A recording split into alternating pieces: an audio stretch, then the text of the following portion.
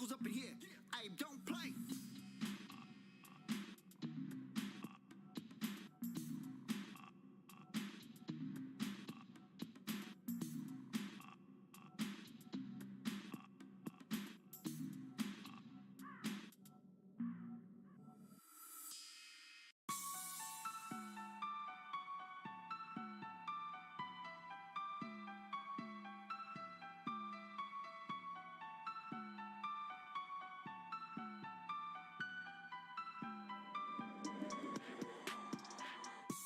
Ain't playing with no ducks, you getting served up. Bitch, blowing up is my purpose. You cannot touch me, I'm on a higher level. So much power in this world, I'm like the fucking devil. Bow to me, oh your soul is mine. And ain't nothing you haters gonna stop my shine. To me, all of y'all just some little bitches. I outpower every god in all the world's religion. Sorry, little crack, you may have tried, but you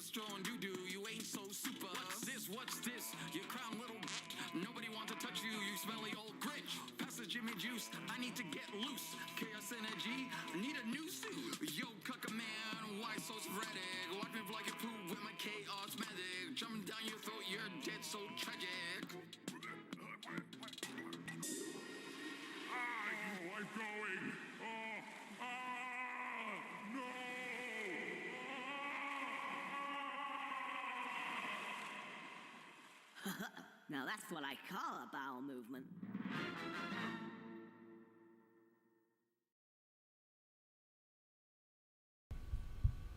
And we are back. Welcome back to the Gameplay Fowl Writers Room. We are continuing on with Final Fantasy VII. I'm just realizing how much further away the microphone is with my new setup. I bought a new futon for the game room, doing some upgrades in here, and I just realized how much further it puts me away from the mic. So hopefully that sounds okay to you all. But we are, as you can see, continuing on with our Final Fantasy VII playthrough. We are currently in Cosmo Canyon. That is where we left off.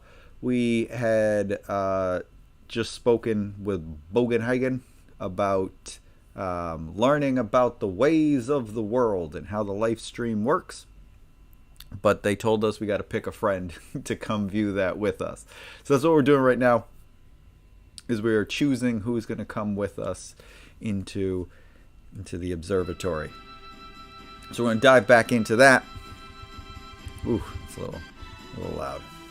All right. Let's see. First up, we got to pick Barrett. He's got to come first on the list because that's who we want to go on the date with us. So, hey, Barrett, you want to come see some cool shit?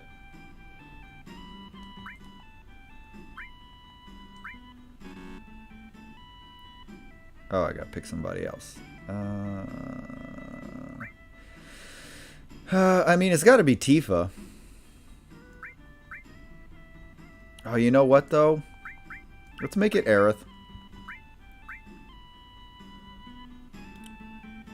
Hello, Soul. Welcome to the stream. We're continuing on from where we left off here.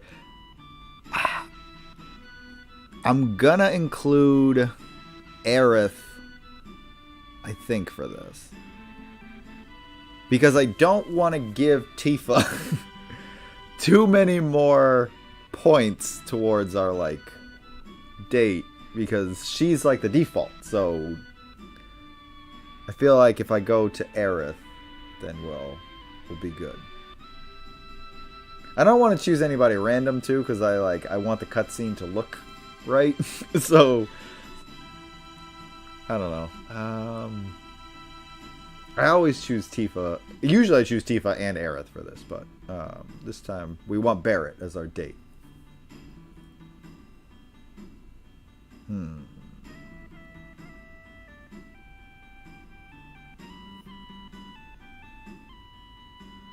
It's Three Kings Day tomorrow. Really? So that means gifts. Well, hopefully. I'm still struggling to choose. I'm just gonna go with Aerith. I'm just gonna make it that. I just feel like I'm betraying Tifa if I don't bring her. Gotta remind myself it's a video game. Oh, that TV is loud, man. I'm gonna turn that down.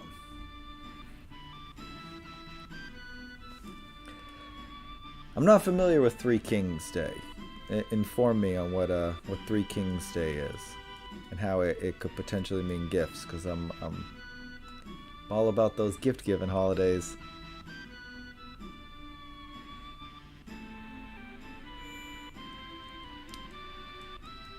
No, I don't want that. I'm just gonna commit to this.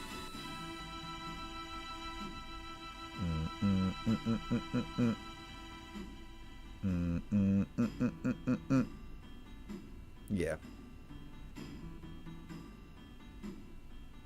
I think Tifa's the default. I'm banking on that. I don't think Aerith is. I think Aerith you have to work for. Aerith is easy to get as your date, but here, over here, the door's unlocked. Come in. Sure thing, Bogenhagen.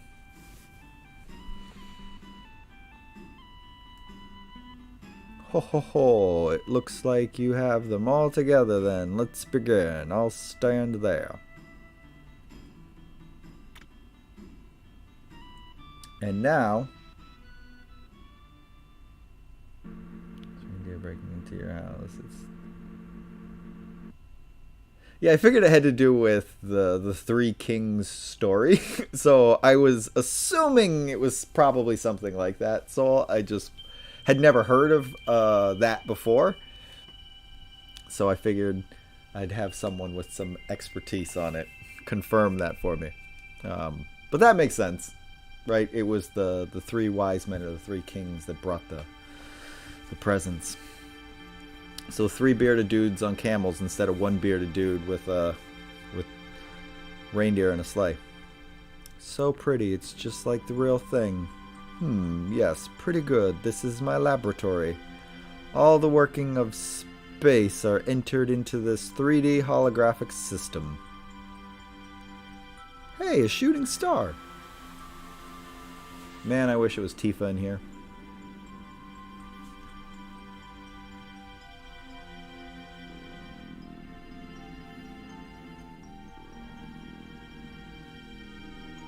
So this is explaining how the life stream works on this planet of Gaia, I believe, is what they call it in this world. It's like showing how the universe works, but they're going to get specifically to the planet in a second. Wow, how wonderful. Ho ho ho. Yes, it is something, isn't it? Well, let's get to the subject. Eventually, all humans die. What happens to them after they die? I was supposed to leave a box full of grass for the camels. That's awesome, actually. I remember doing that when I was a kid. That's actually pretty awesome. The body decomposes and returns to the planet. That much everyone knows. What about their consciousness, their hearts, their souls? So, here's how it works on this planet. The body dies and it decomposes and it feeds into your the ecosystem, just like they explain in the Circle of Life and Lion King, right? But in this world, something also happens to your like spiritual force, your soul. It goes into this life stream. That's what he's about to explain.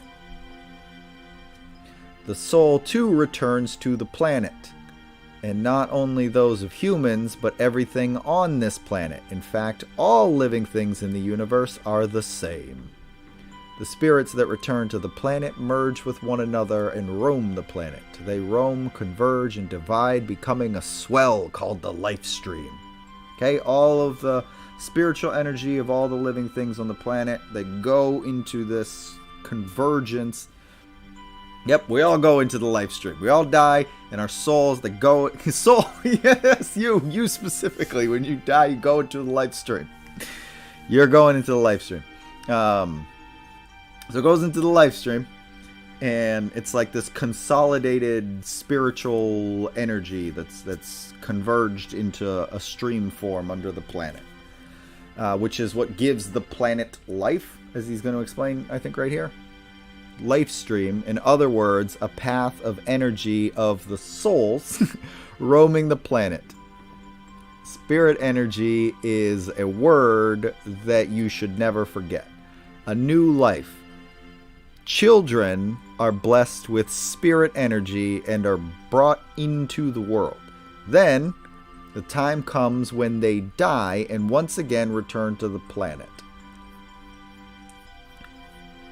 Oh, but you're already in the live stream. That might be where you're communicating to us from. Okay, so your spirit energy is what gives you life, and when you die, it goes back into the planet, but then that energy is used to create new life. Of course, there are exceptions, but this is the way of the world. So I've digressed, but you'll understand better if you watch this. So this little video actually does do a good job explaining how the live stream energy works, right? Your physical body is just a vessel, but you have this spiritual energy that makes it animated.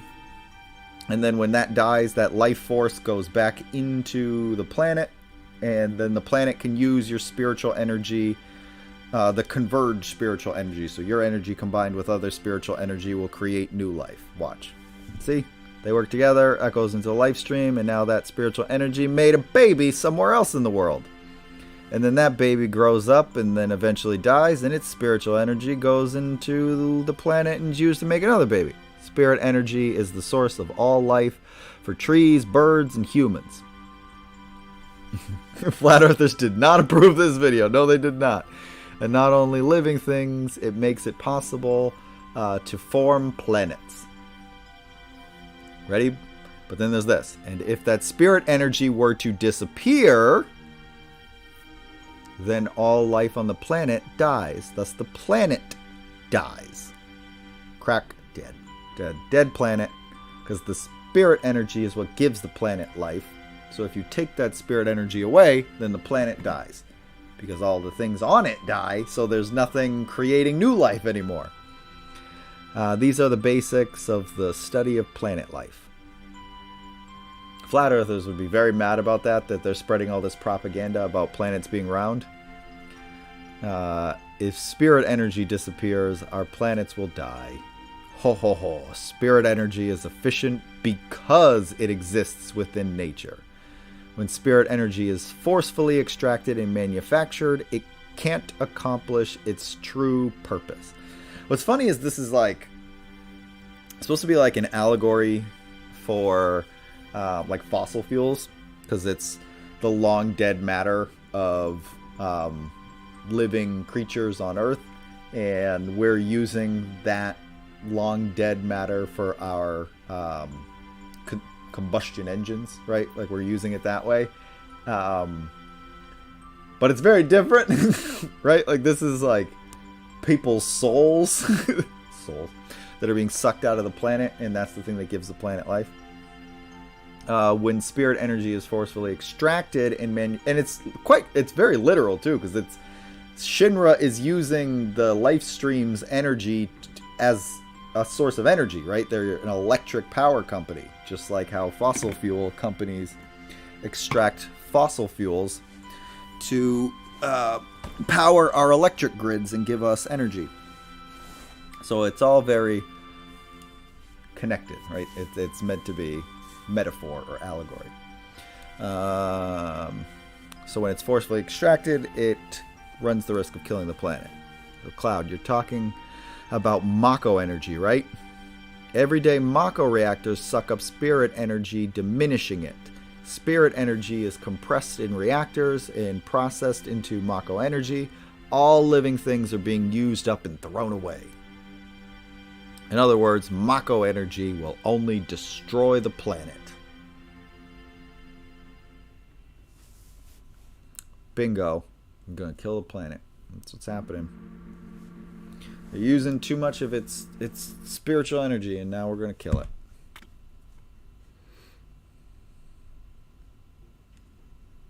The story of the planets and those who lived with them. If you want to know more, then you must listen to the words of the elders. That means we got to go down. Deep down, down, down. Naneki? Is father a coward? So that's it. Naneki's been thinking that all this time.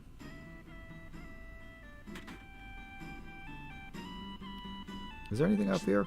I know this is like where his bedroom is. This is where Bugenhagen sleeps, but you can go up even further. And there's a telescope. Whoops. Get back up there.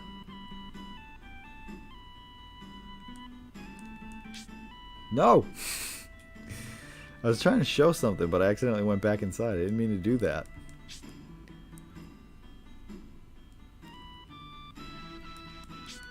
Alright. So, when we go up here, this is what I was trying to show. Where is he? See, there's this big telescope.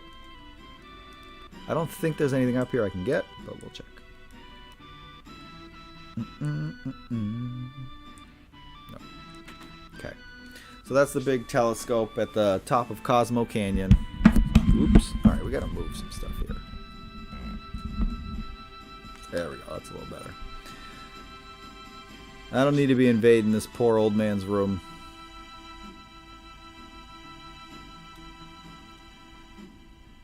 The current team I have is not the one I'm going to bring to this boss battle, though. There's a trick to this boss battle coming up.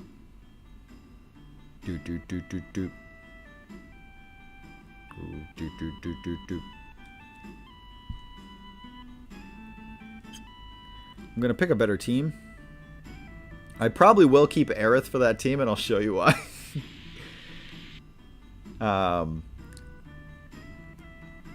Where we're about to go, right? We're going to go beneath Cosmo Canyon, into the caves below. And down in those caves, it's haunted. It's full of ghosts. It's the ghosts of the army that Red 13's family fought. So there's all these like ghosts down there. So those ghosts have a secret weakness. If you use healing materia on them, they're like extremely weak against it. So the boss battle, if you just use your revive materia, it'll just like kill him in one shot.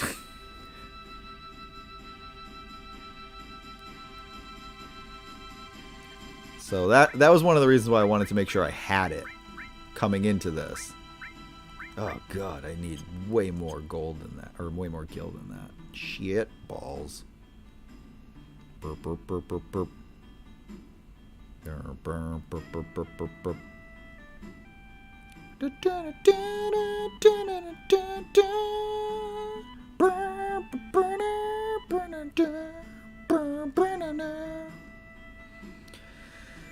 Okay, we'll save.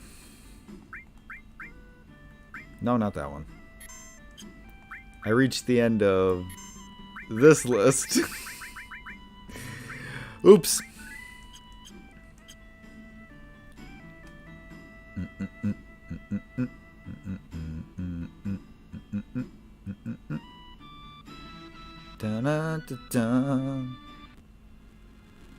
Ooh, shit, what is going on there?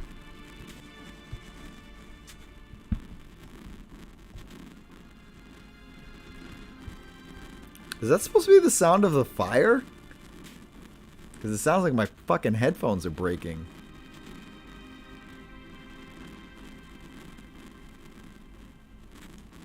Cosmo Canyon. This is where Avalanche was born. I promised my guys someday when we saved the planet from the Shinra that we'd all go to Cosmo Canyon and celebrate. Biggs, Wedge, Jesse. Shit like this loses its impact because none of them actually died in the remake. Now they're all gone. Died for the planet. Jessie's up in the air. There's like a little teaser that she might be alive, but like Biggs and Wedge are alive. So it kind of like diminishes this a bit. Really, to save the planet, we all hate the Shinra. But is it right to go on? Will they ever forgive me? Right now, I really don't know. But I do know one thing. If there's anything I can do to save the planet or the people living on it, then I'm gonna do it. I don't care if it's for justice or revenge or whatever. I don't care. Ah! I'm gonna do it. Again, Avalanche is born again. Now, Tifa. Cloud bonfires are funny, aren't they? I guess. They make you remember all sorts of things. You know, Cloud, she's like really poking and prodding at him now, like, dude, remember? Your memory's all fucked up, man. Try to remember what really happened. You know, Cloud, 5 years ago, it's nothing.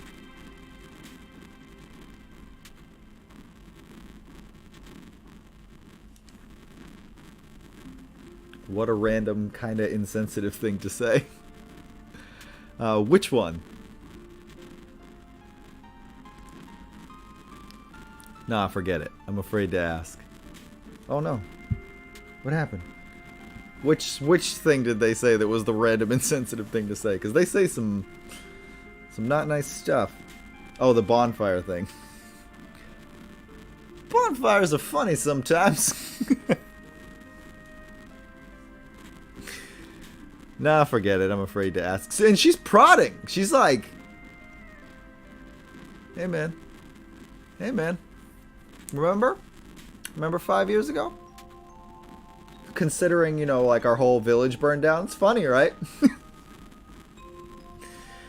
She's digging. What is it? It feels like you're going far away. You really are you, right? Like, she's laying that shit on thick at this point. Like, hey, dummy, wake up. You are you, right? You're Cloud. Cloud, the one in Soldier? That was you?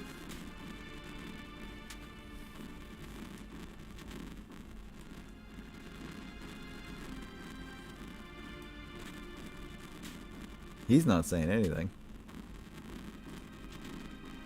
Okay, now Aerith. I learned a lot. The elders taught me many things about the Cetra and the Promised Land. I'm alone. I'm all alone now. But we're here for you, right? I know, but I am the only Cetra. Does that mean we can't help?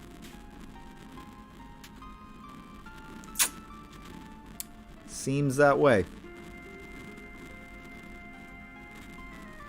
I wonder how many years it's been. Gosh, brings back memories. What a boring place. Just like I thought. I want to go somewhere. Let's go find some materia. She's a materia hunter, so she's like always in the mood to just like leave and go hunt for materia. Long ago, when I was still very small, we were all around this flame. No, never mind. What happened? It's about my parents. When I talk about my mother, I am full of pride and joy. And that's fine. But when I talk about my father, my heart is full of anger. Feel you, bro. You really can't forgive your father? Bogenhagen, of course. Of course. He left mother for dead. When the Gi tribe attacked, he ran off by himself, leaving mother and the people of the canyon. Is that what happened? Come, Nanaki. There's something you should see. This place may be dangerous. Cloud, will you and one other person come with us? Okay.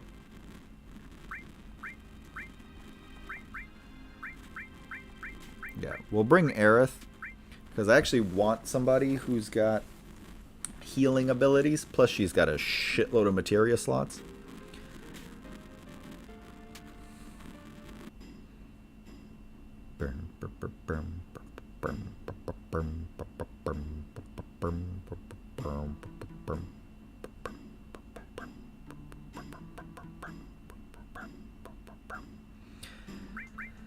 Let's make sure everybody's equipped with their best shit.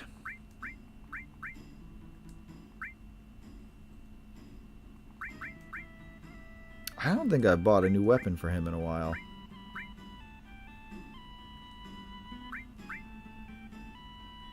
He doesn't really need protection against poison.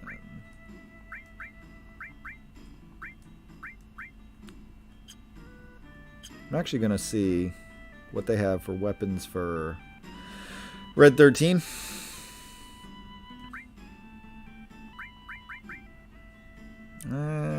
It's not a huge step up, but it's not much money, so I might just...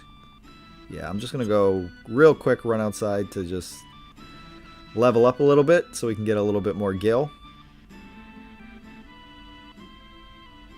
I should probably equip some materia. I just realized I didn't equip literally any materia for these guys.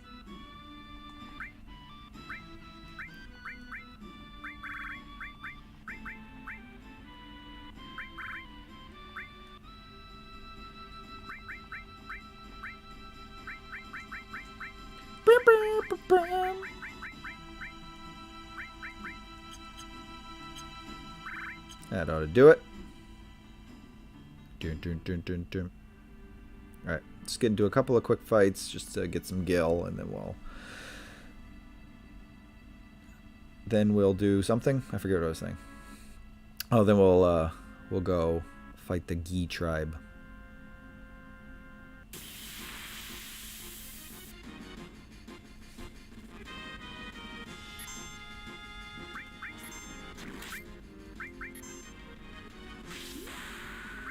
Wonder if this will work.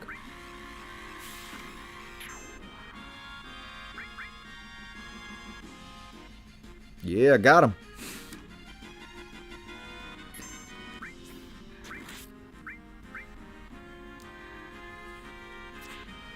Shit, I could have learned that.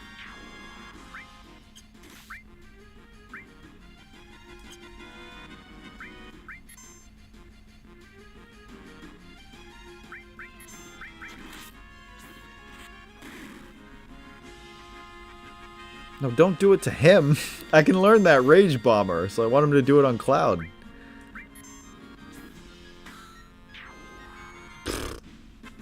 Stupid penguin. Alright, how much cash did I get for that? Oh, I didn't. I didn't even check. Not a lot, but we'll do a couple more fights, and that should get us enough for... Red 13's weapon and another bracelet.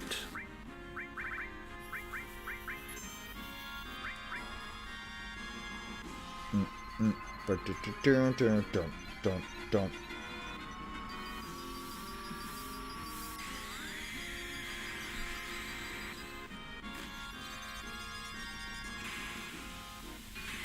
These turtles can be a pain in the ass about blocking, so it's like I'm just gonna fucking hit them with a summon.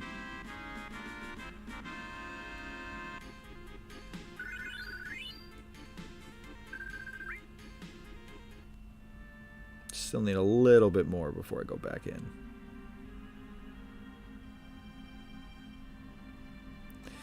Oh, JRPGs. How you have to just like run around and grind.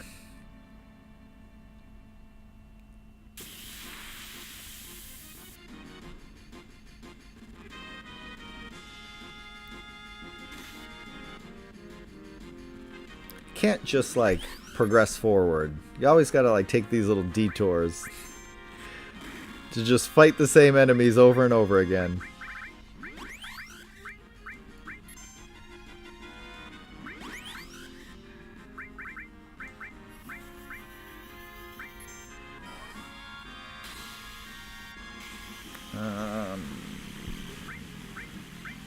Yeah, we'll do this.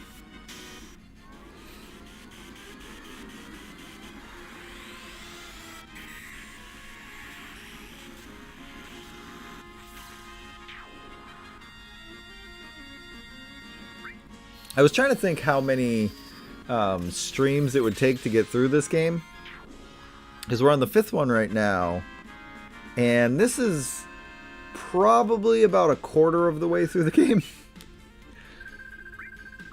So about 20 streams? Is that right? That seems about right.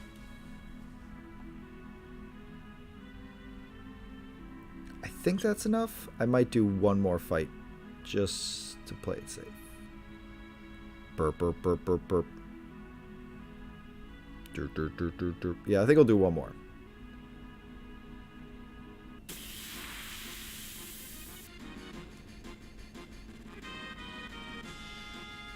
Ah, shit.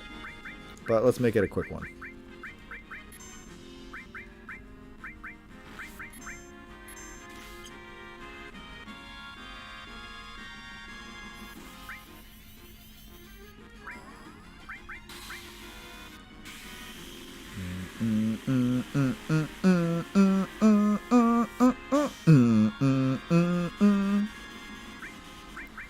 wait, I don't think I have revive yet.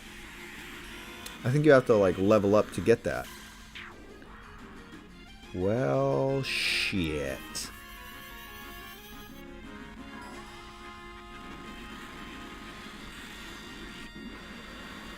Because I have it. Like, I have the materia, but...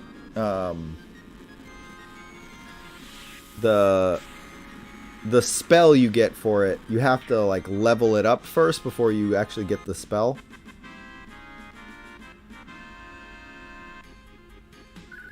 I'll be so mad if I just don't have it equipped.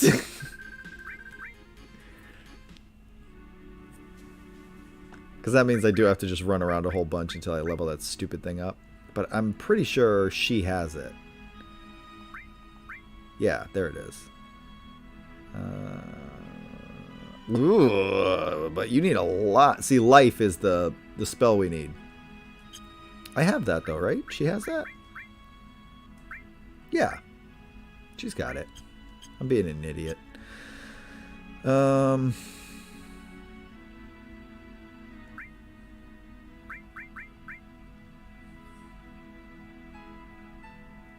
I'll just rest inside.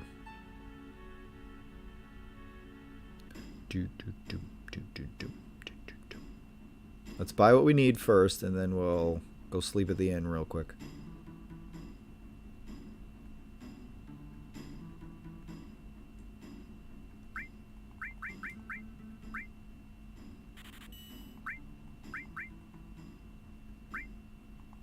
Shit, I can only get one. Fuck. Alright, whatever. I can sell something, though.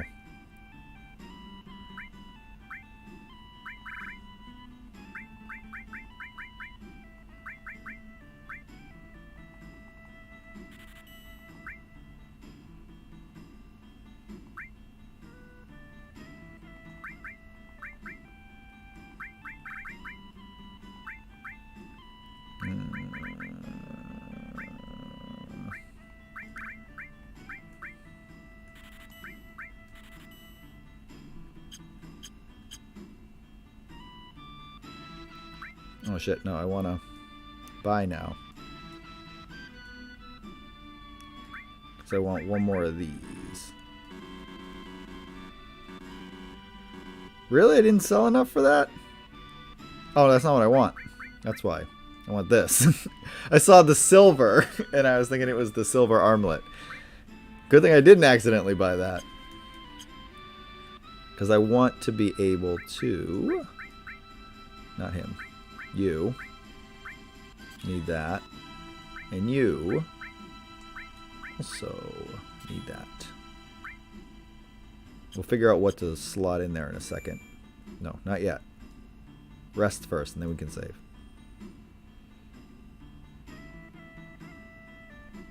Is this where the... I think the inn is right here? I don't remember which one of these. I'm thinking this is the inn, though. Probably wrong. I don't think I rest here very often.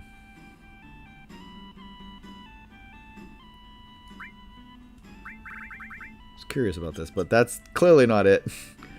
Where the hell is the inn? Oh, downstairs, maybe? No, get out of there, Cloud. What are you doing? Okay, it's not up here.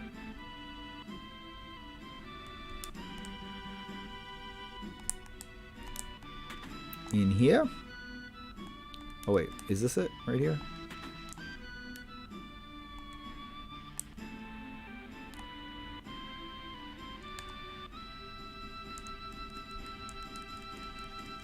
Shit, I don't remember. I'm just gonna use a fucking tent. I don't remember where the stupid inn is. Unless it's right here. Hey, welcome back, D-Media. There's the inn. Ugh.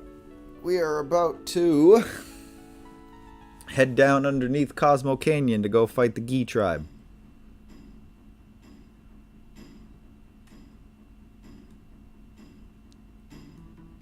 I already revealed the secret of how you make this boss battle go very quickly. But we're going to see it in practice in just a moment. I think I might have known about this when I was a kid. But I remember struggling with this boss battle, so I either didn't know it or didn't believe it.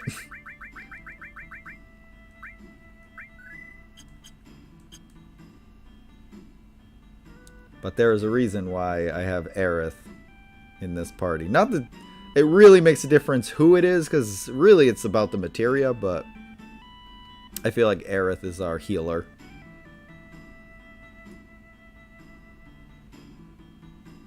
Ho ho ho. Are we all set? Sure are. Let's go. Oh, my shoulder.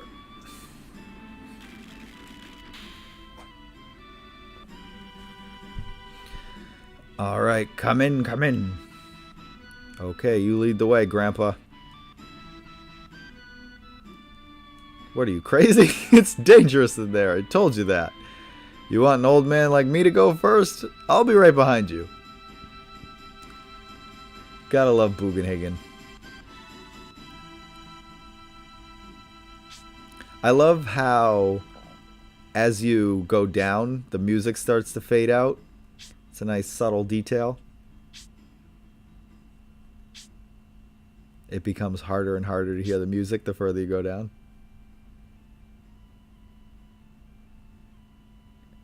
Latest episode of gameplay. Oh, my heart would have sank with the. Oh, you did watch the ending? Yeah, that ending. So yes, it's a good thing. I told you that that's not really the end. I had always kind of planned that the first 2 seasons would be like sandbox seasons for me, that I would like kind of figure out how the show is going to work, and then I always had in mind that there's going to be some kind of like catastrophic event that like forces everything to have to reboot. So that's basically just all that was. And I do have plans for exactly what's going to happen, but y'all will just have to wait and see what that is. But I already started writing season 3, and I'm putting a lot more emphasis on the like writing quality and joke quality, so that it's just like an overall like more well-written show and funnier show. So it's funny as I'm like writing it, I'm like, this feels like a different show, but it's the same thing. It's the same setup. It's just there's just much more of an attention to detail this time around.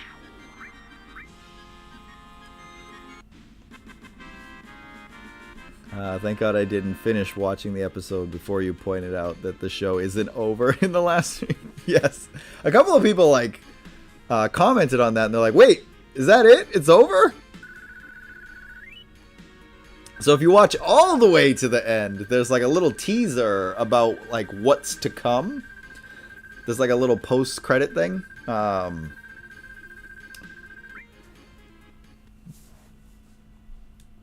But even like that little conversation that Cooper has with the windfish kind of reveals a little bit of what's to come. So I think I can do the trick with people like this. Let's see if it works. Ghosts, you can just use cure on them and it hurts them. Like that, see?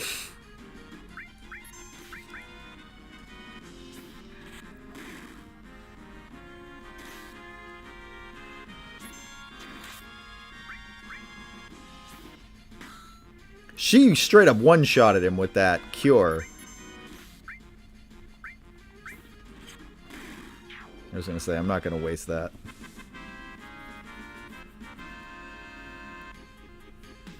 Got to grab more gameplay file t-shirts. So another thing I'm going to be doing in the off season, like between seasons, is a lot more merch. So there's going to be like new t-shirt designs. One thing that I started doing that is going to be really interesting is I actually started making fragrances, like colognes and perfumes, that will be more like just like retro gaming themed, but those will probably have to sell at like cons because it's really hard to sell something like that over a website. But I want to have more of that kind of stuff to go along with the show too, to like help fund it in a way.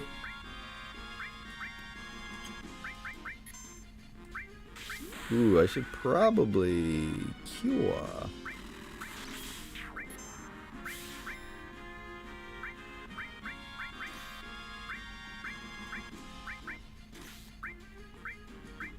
Oh shit, he's dead. I was taking too long to like get it to Cloud.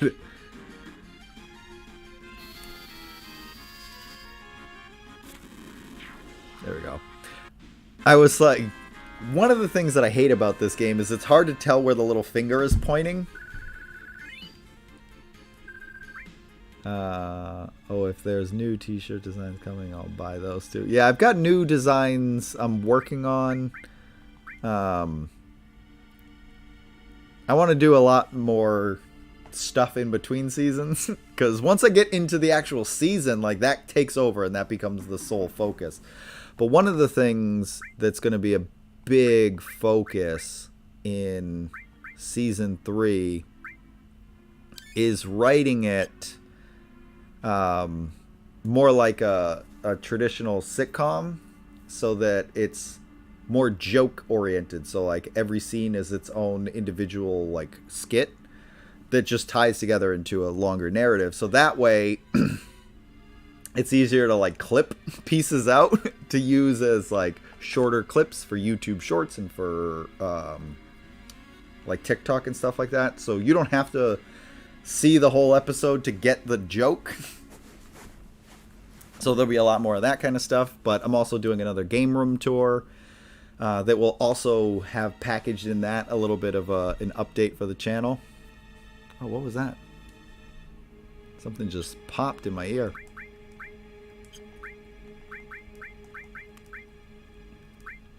But yeah, I sat down and started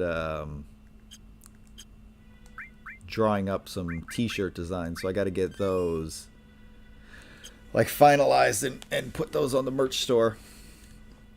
So there's... And I also want to start like, I don't know if it's going to happen this year, but I do eventually want to like start going to cons to try to sell merch and also promote the show. So that's where like fragrances could come into play, because then people can actually smell it and decide if they actually want it. I wouldn't expect people to buy that on a website.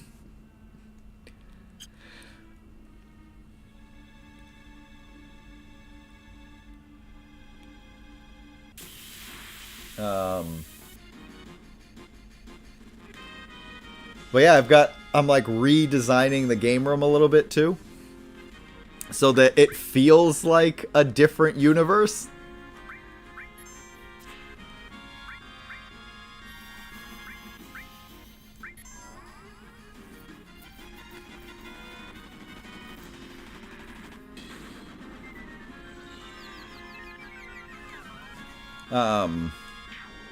One of the things we talked about on last Tuesday's stream that I don't know if you were here for D Media is that there's not going to be, the structure of the show is going to change. It's not going to be like one game that we focus on in every episode, because as I was going through seasons 1 and 2 and trying to figure out what worked and what didn't work, one of the things that I was just not as pleased with is how episodes started to feel like I was trying to shoehorn in the video game that we were supposed to be focused on. And to me, like, some of the funniest segments had nothing to do with the game we were playing. And I was like, the show would just be better all around if there was more of that and less of me trying to like put a focus on one specific game.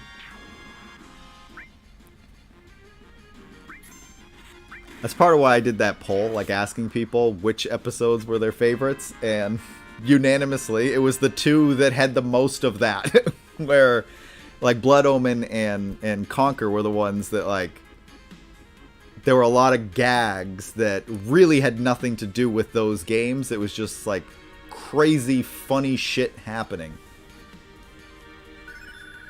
And I agreed. Like, that was my sentiment, too. Like, those were the better episodes because of that. So it's like, the show's just gonna be that now. There's, like, we're still, it's a retro gaming show. So, like, we're still, like, that's still the focus. But not in a way where it's like, we have to focus on this one specific game. Like, we'll just focus on retro gaming as a whole. And modern gaming. Like, there'll be a lot more emphasis on, like, newer games as well.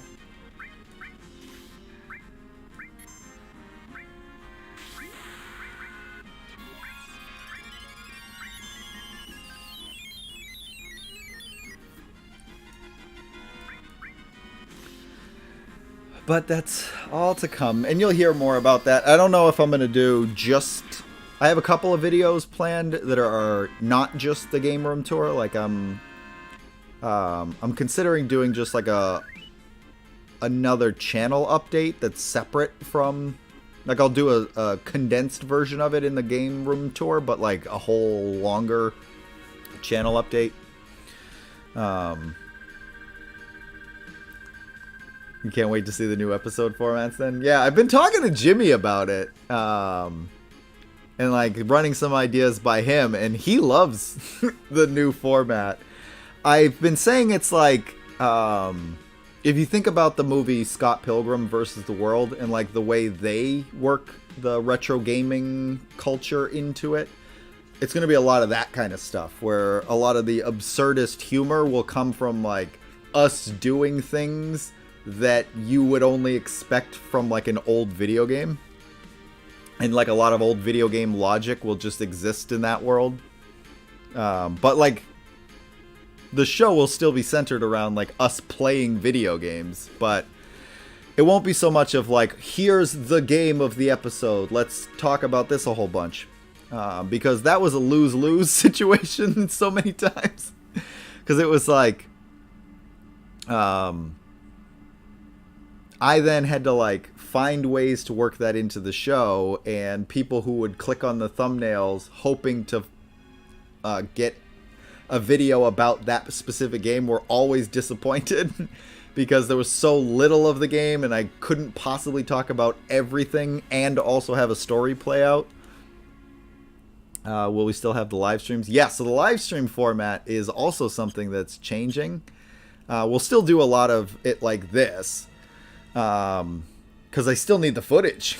But now I'm like really like prodding the audience for just like funny shit about video games in general. Because that's the kind of stuff that'll get utilized in the show. But one of the things I'm toying with doing is what I'm calling wildcard days on stream. Where I don't know ahead of time what the hell we're going to play. I'll just like the day of the stream, just like decide this is what we're going to play. And it'll all be based on things that I know I need footage of for episodes. But like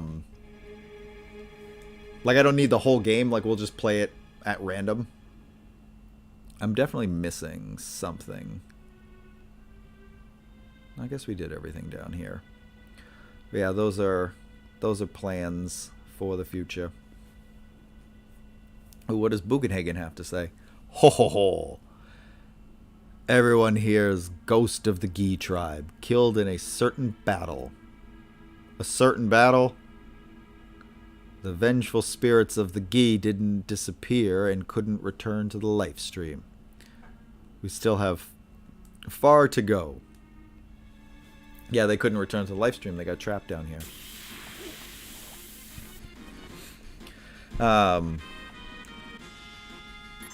But like,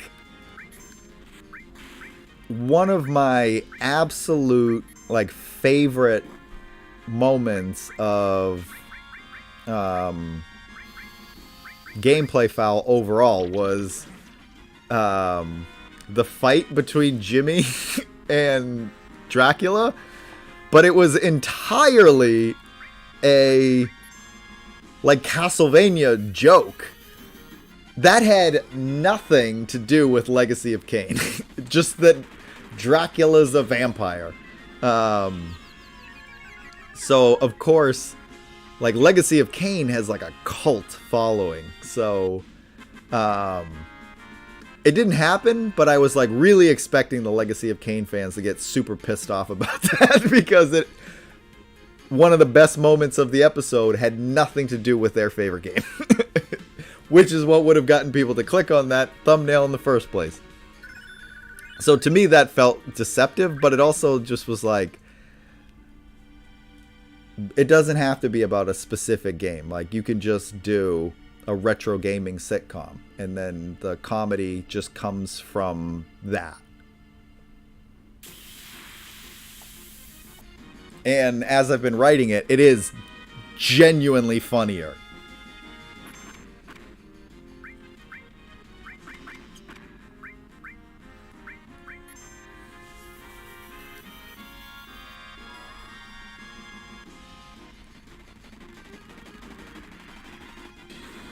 So like there's already like funny aspects of Final Fantasy VII that I'm like keeping on the back burner because I'm like, I'm gonna use that for just how, there we go, we learned it, for just how like funny some of this stuff is. Oh shit, I wanted to do something else, never mind.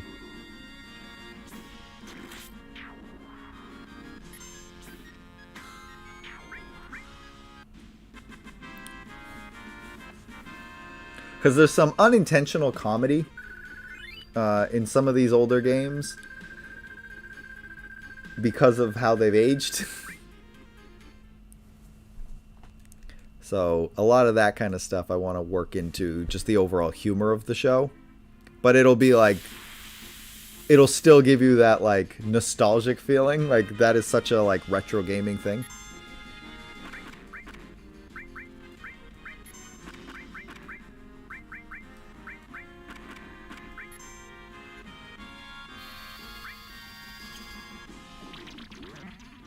Trying to decide if I want to... Nah.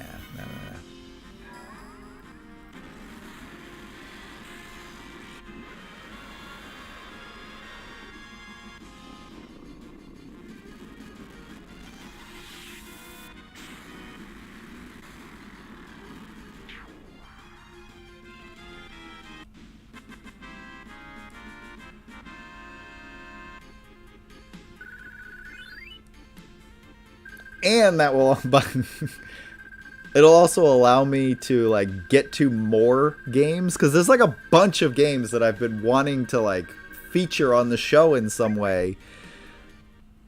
But I'm like, I've got all these other games I got to get to first. And I'm like, now this way I can just fucking feature whatever the hell I want because I can have like 50 games in an episode. Maybe not that many, but still quite a few. And that way I can like cover more consoles because like there's some that have just been completely neglected because like I don't know when I'm gonna have time to get to that.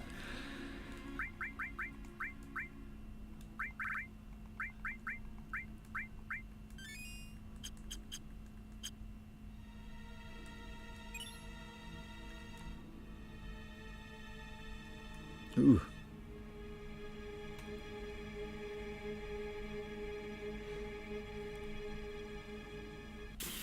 But yeah, for the live streams, I'm excited to see how that's all going to go now. Because there's no longer like a list of games that we must play on stream anymore. So now it's a lot more open to like, what do we feel like playing? Because a lot of the episodes are mostly written at this point. And there's like a shitload of games I'll have to capture footage of. But I don't need the whole game. So like... we can really play anything on stream at this point. So I'm actually considering just marathoning Final Fantasy, right? Like after this, fucking play Crisis Core. After that, fucking play Final Fantasy VI. After that, play 8. After that, play 9. After that, play 10. Right? I might.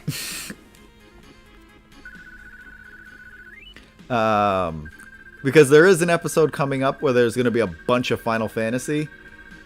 So it wouldn't hurt to just have the footage of like literally every Final Fantasy. At least the good ones. You can usually skip 1 through 3. The actual 1 through 3. But 4, 6, 7, 8, 9, 10, 12, 15. All the good ones. I don't know that I could. I would eventually get burnt out on Final Fantasy if I tried to do all of those, but definitely like marathoning some of them has been something I've been toying around with.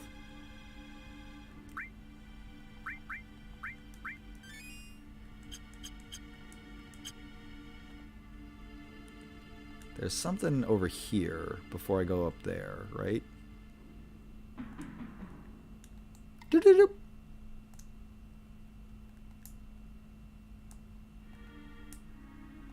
Is there something?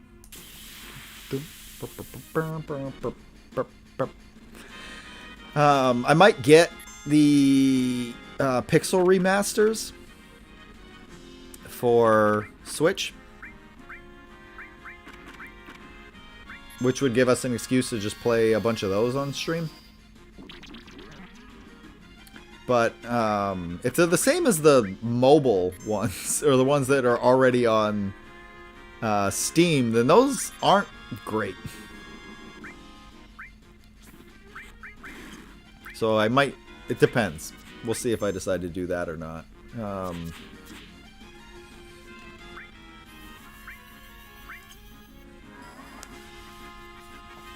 But those wildcard days, I'll literally just like the day of that stream, I'll be like, we're streaming this today. And that could be anything. Because I'm going to treat that very much like how I tend to game, where it's like, I feel like playing this today, so I'm going to just pop this in.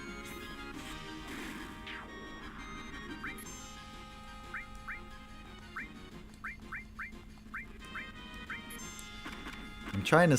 I probably shouldn't bother with this saving Cloud's limit break.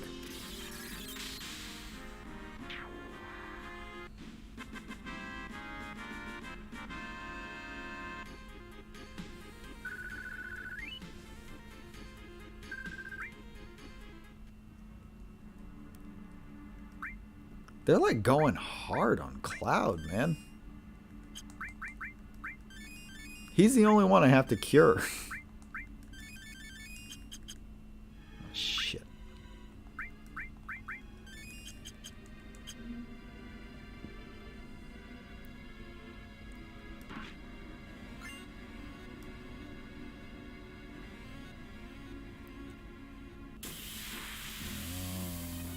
I'm going to turn this thing on to go a little bit faster.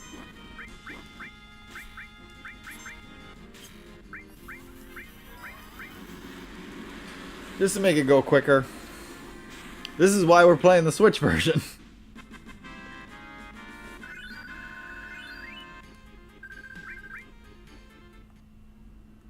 Although now I really wish I played the PS1 version, because I want to know if Zack's diary actually was in the PS1 version and it just didn't make it into any of the later ports.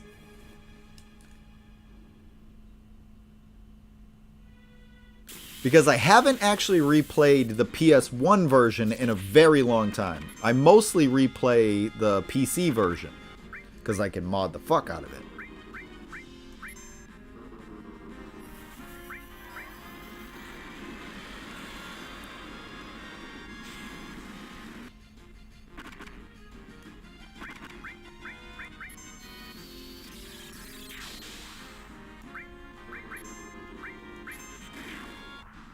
Damn, that was close.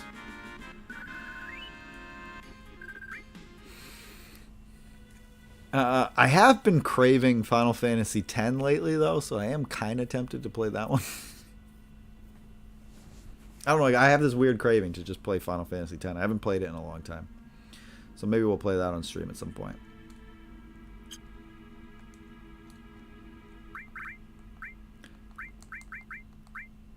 We got a ways to go before we get through this one, though.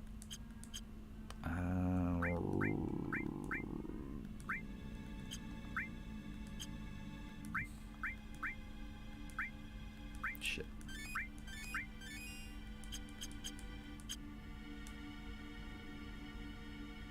Alright, Bugenhagen, what you got? As you can see, this cave leads to the back of Cosmo Canyon. Even though the Gi outnumbered us, they could not attack through here because the passage is too narrow. Let's move on.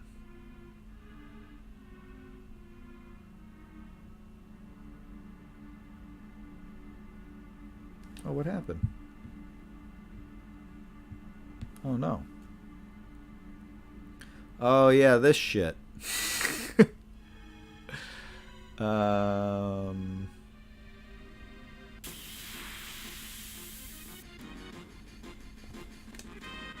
turning this on for this part because this is genuinely a pain in the ass and I don't want to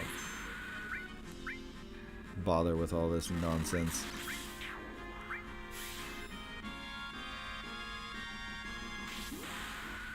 Because I don't remember what the right path is to choose to get to the little treasure chest there. So I'm just going to turn this limit break thing on just so I can get to that quickly.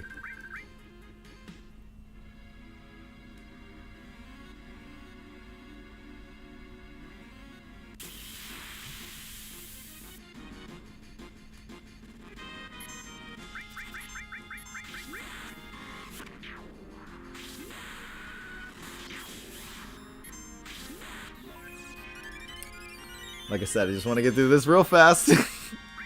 And then I'll shut this off again. I won't use it on the spiders coming up. That's cheating. But I never remember what the right choice is to get to... Oops.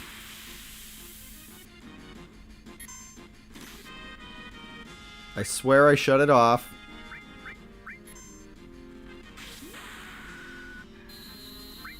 It was just already on going into this.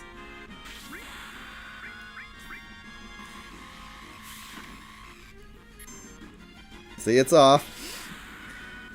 I had the like speed up mode on, so I didn't realize like how quickly I ran into that web.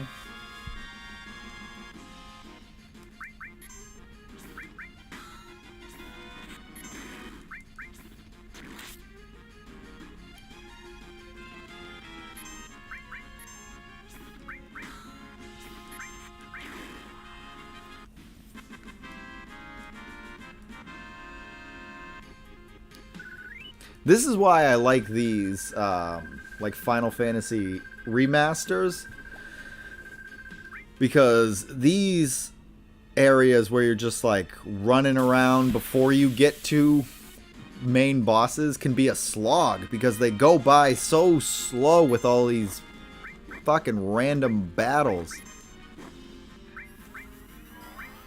So I like having this ability to like do things that can speed that up. Like, it doesn't make it so you don't have the random battles. You still have to do them, but there's ways to make it so you can get through them more quickly.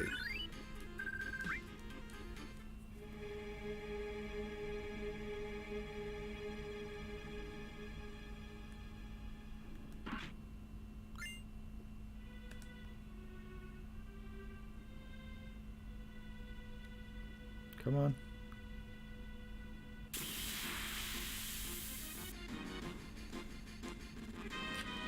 I should just do this, because this can kill this guy very quickly.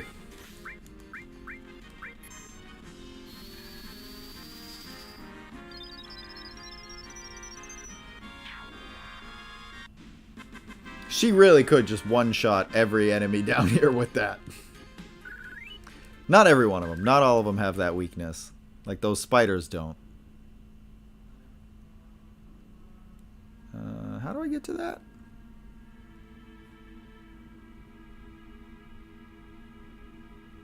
Shit, I think it's up here, right? I am going to have to go back and get that other chest, though.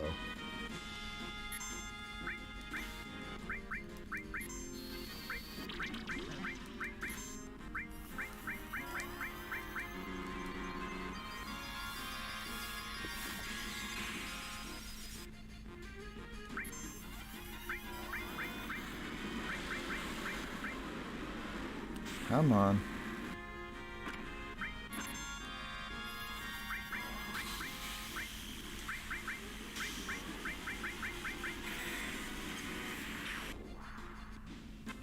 But I did also start working on my new game room tour. There's actually a lot I missed out on last time. So this show is very desperately in need of a game room tour update. The last game room tour, I didn't show a single console. I didn't talk about consoles at all. I just showed the games. And I don't know what the reason for that was. Hey, Jason, welcome to the stream, buddy. How's it going? We're gonna do this.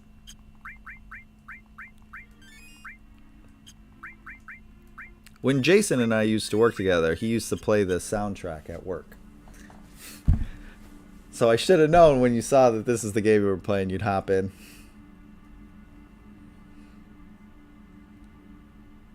Just sipping some tea and relaxing. Same old, same old.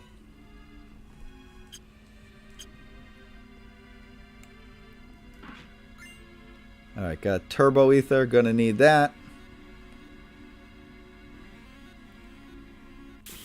We're also, I still play the soundtrack at work. I work out to a couple of the songs from this because they're good workout jams. Like the boss battle music. I guess I'll do that. Oh, you gonna go and do that to me now, bro?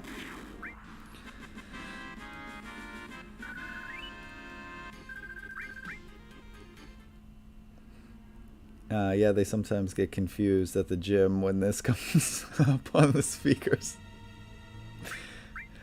But some of these songs are great to work out to. Oh, I'm running low on Phoenix down. I probably shouldn't fuck around too much. We're playing on the Switch version so that I have some of those quality of life updates to get this over and done with more quickly. How do I not have... Alright, we're doing this again. Turning this back on. Just to make this go more quickly, because this is getting out of hand. And this, by the way, is the reason why we're playing it on Switch. Because this just makes life a lot easier for these random ass battles.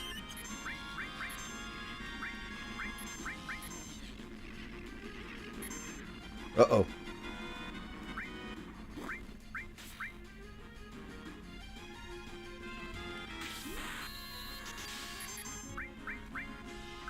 Actually, you know what? Let's bring them back to life.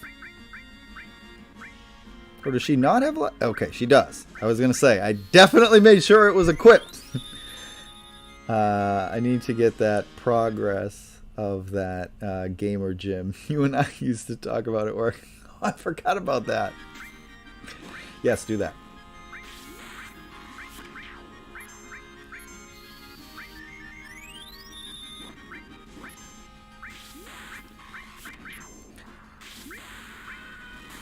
But like these parts, we have to keep running back and forth and fighting the same monsters over and over and over again in these random battles. Having these quality of life updates to make it so you can go through those more quickly is just like a godsend. Oops. But I make sure to shut it off whenever there's these boss battles. When I remember. I kind of just forgot there, but... You need to be at that gym? Yeah, we play the good music.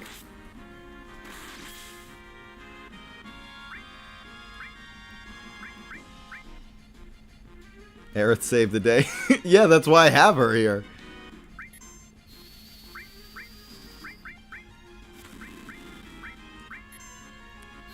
Because all of those enemies are really weak against Cure.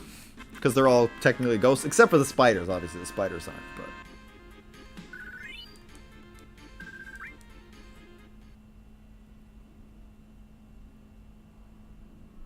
And I had that revive on her so that when everybody died, she was there to save the day. That's like veteran Final Fantasy knowledge right there. To like get in that situation where I was like that close to death and just immediately reverse it.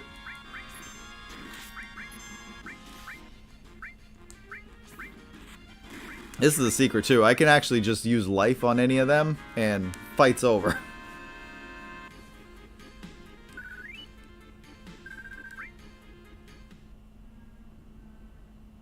Oops. Alright, so now we're done. Let's get out of here. Tell me the deal, Bugenhagen. This warrior went through the cave all alone, fighting attackers one after another. Grandpa, what warrior? Ho ho ho, we're almost there.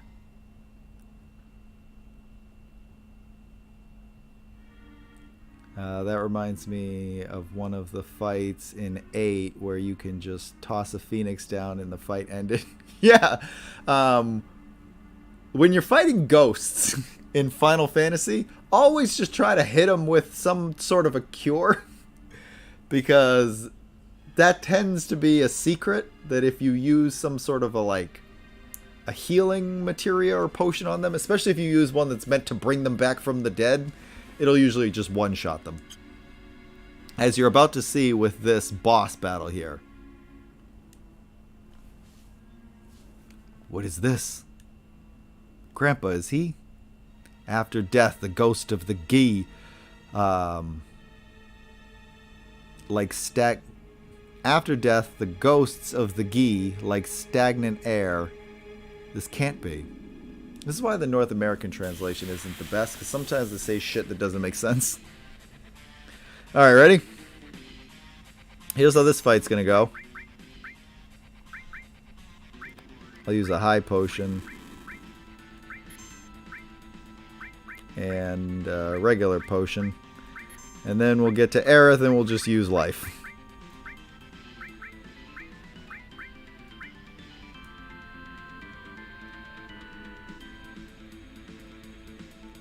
You gonna let me do anything, bro?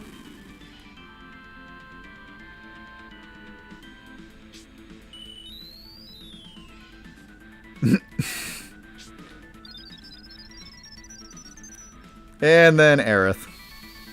She's just gonna revive him. Ah, shit, it didn't work. I don't want to waste all of my potions, because I will probably need those in the future. So I'll just use Cure 2, because he's gonna go down pretty fast. I think it's full Cure that you need to, like, one-shot him. So we'll just do this.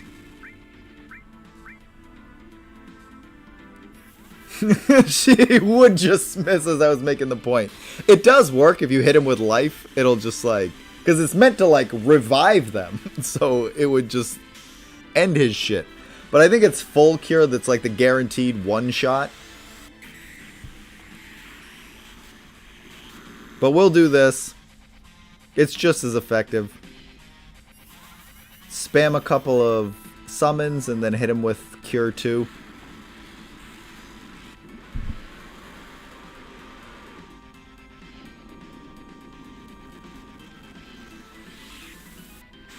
But yes, of course. Right as I'm saying it, like, watch what happens now. She misses.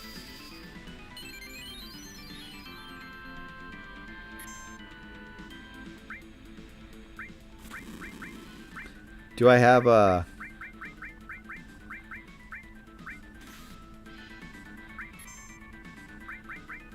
If I have an X potion, that's another thing that will get him. I think this does the same thing, though. Yeah, death. That's what I was looking for. Any of those things that are meant to, like, fully restore their health.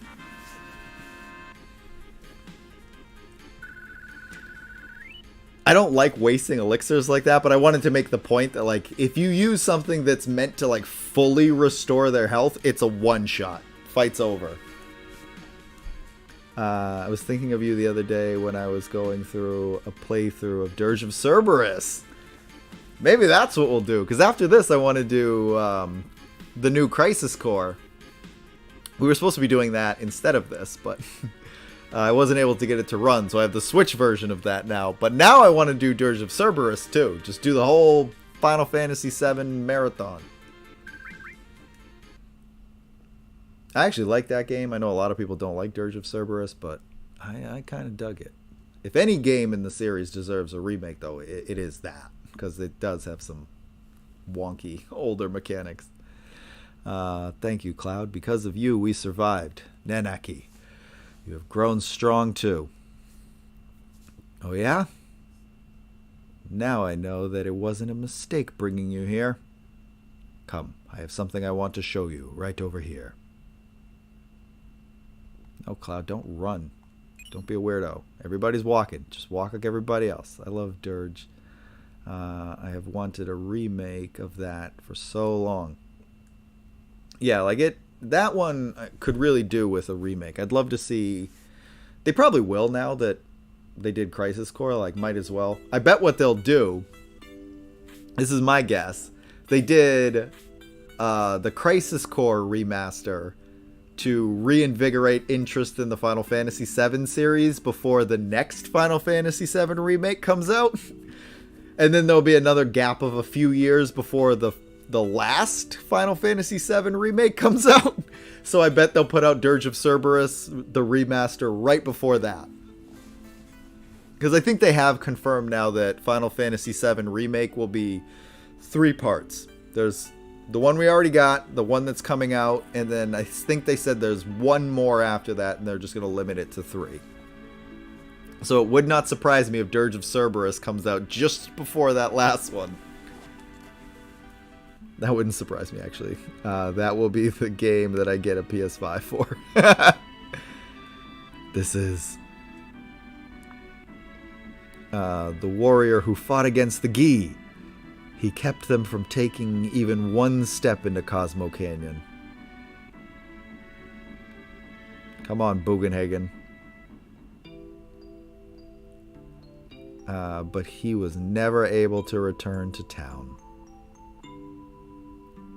Look, Nanaki. Look at your father, at the warrior Seto.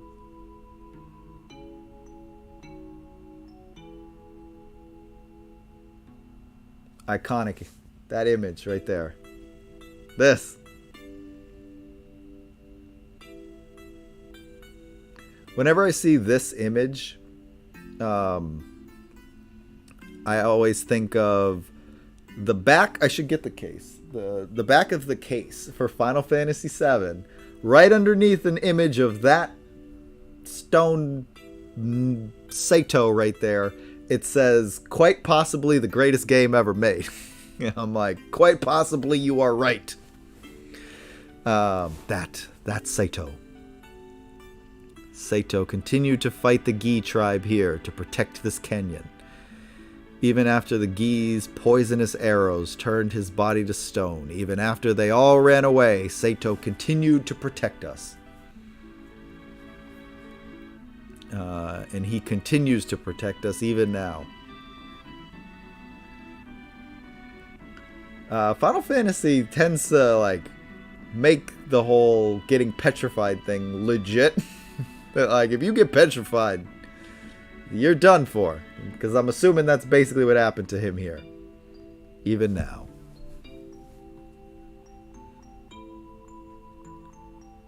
You thought that he was a coward and ran away.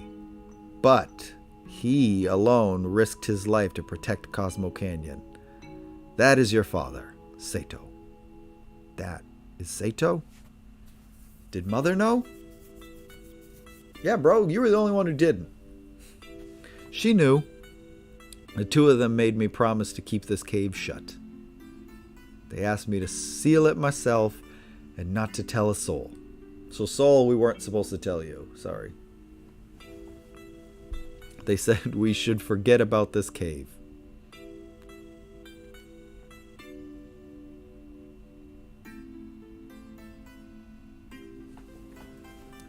Cloud, would you mind leaving the two of us alone? Whenever people try to make the argument that this game didn't have character development, I'm like, what fucking game are you playing? Like, we're getting that right now. But what they mean is that it didn't do the gimmicky thing that 6 did, where it was like, you can play with whatever main characters you want. And like, yeah, that just made the story kind of suffer overall, because you had to, like, pigeonhole a bunch of stuff to make it so that it could work with all these different characters rather than like having one main narrative. But sure, 6 fans. Why you be telling me secrets you ain't supposed to tell me? You never know what I can do with that information. Yeah, we weren't supposed to let a soul know about this, but we accidentally let a soul know about this. Naneki, I want you to continue your journey with Cloud and the others. Grandpa, listen, Naneki. Cloud says they are trying to save the planet. Honestly, I don't think it can be done. For even if they stop every reactor on the planet, it's only going to postpone the inevitable. Even if they stop Sephiroth, everything will perish.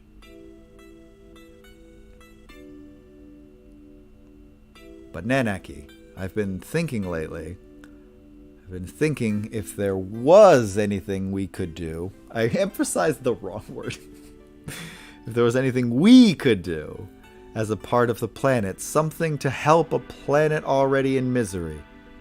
No matter what happens, isn't it important to try? Am I just wishing against fate? So I did that. I realized there might be Final Fantasy VI fans in the audience. I'm working on an episode where I'm trying to prove that 7 is the best in the series. And I don't necessarily even totally agree with that. It's my favorite, but I don't necessarily believe it's the best in the series. But I'm like working on jokes to just like diss all the other Final Fantasies, like things to point out about them, to like just shit all over them. So that was one of the things I had to say about 6. So am I too old to do anything about it? Or I am too old to do anything about it, rather. This year I'll be 130. Ho ho ho. That is why, Naneki, you must go with them, for my sake. Grandpa. I wanted to show you your real father before you left. Hello, Jerry. Welcome again. Welcome back to the stream. We're still continuing on with Final Fantasy VII. I wanted to show you your real father before you left. I'm so glad that you came back while I was still alive to show you. Grandpa, don't talk like that. I don't want to think of life without you. Ho ho ho. Well, I've had a long life. Grandpa, you must live. I'll see to it. I'll see to what's happening to the planet, and I'll come back to tell you. Naneki. I am Naneki of Cosmo Canyon, the son of the warrior Sato. I'll come back a warrior true to that noble name, so please, Grandpa.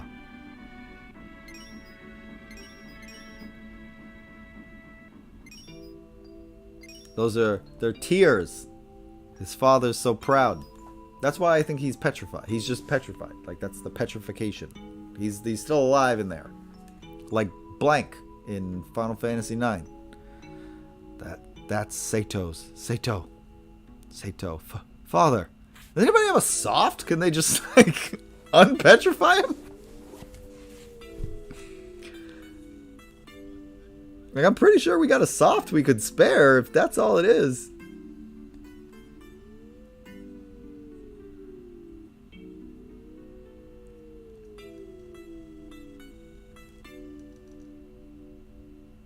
Bum, bum, bum, bum, bum.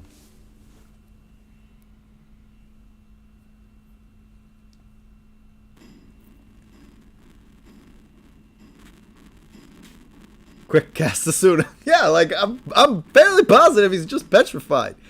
Does nobody Asuna could work? I've got soft just laying around. I know I've got them.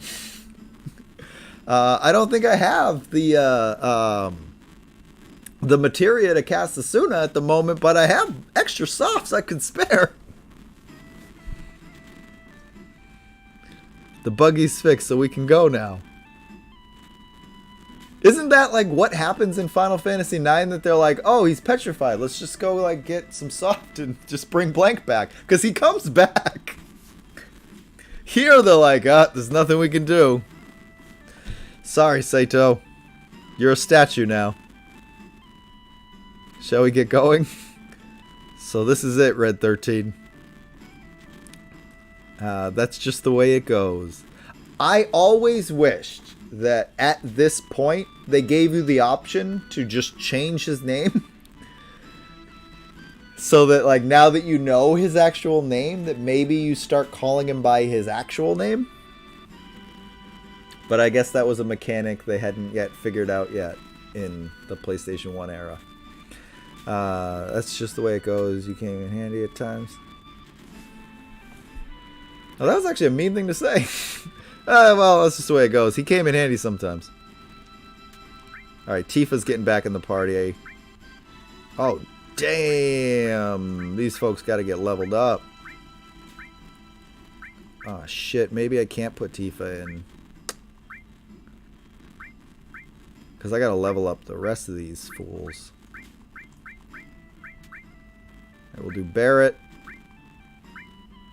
Shit, I want Tifa. No, I want Tifa for Nibelheim. Fuck that shit. She's coming.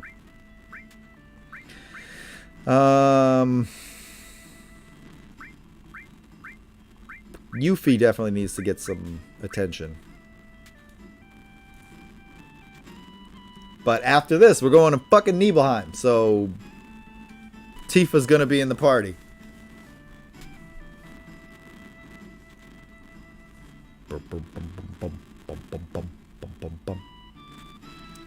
Those fire sound effects in my headphone, it sounds like the headphone speakers are cracking. What do we got for Gil? Oh shit, yeah, we're gonna buy some stuff before we head out.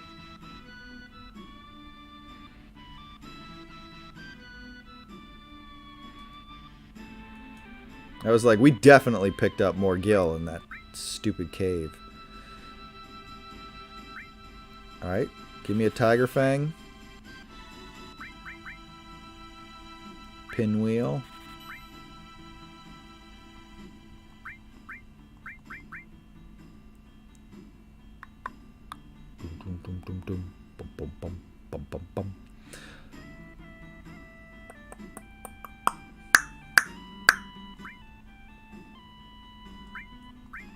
I think I will just load up on weapons, actually.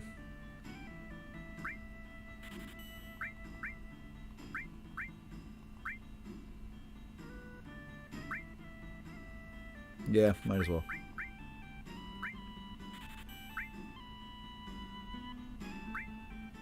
Two.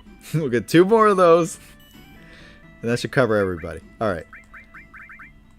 I know there's more materia I need to buy, but I can probably wait on that.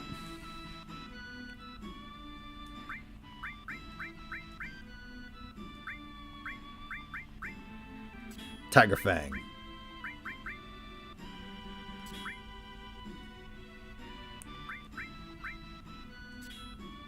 Oop, nope. Switch this. Silver armlet.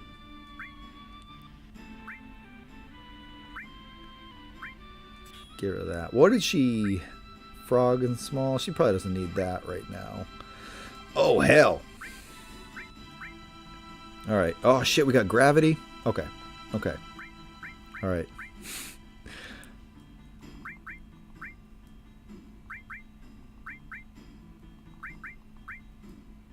Okay. Okay. What did she have? Nah, we probably don't need that here. Shiva, yes, though. And this. Yuffie will get everything Red 13 had. Oh, where the fuck is Red 13 with all my materia? He's coming back. So, we'll just save and then we'll go. I was like, wait a minute, Red 13's got all my damn materia. 1,000,001 saves. Can never have too many save files in this game. Wait for me, I'm coming too.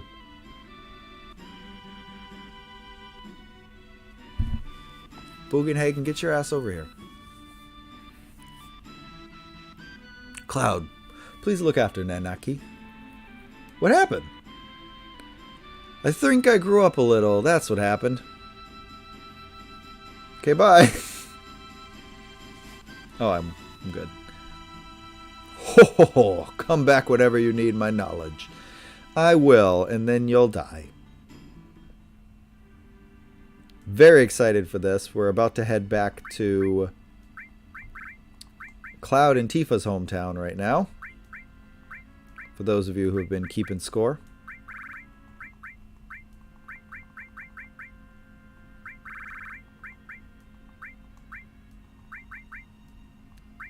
Alright. Let's also give Yuffie that. And time.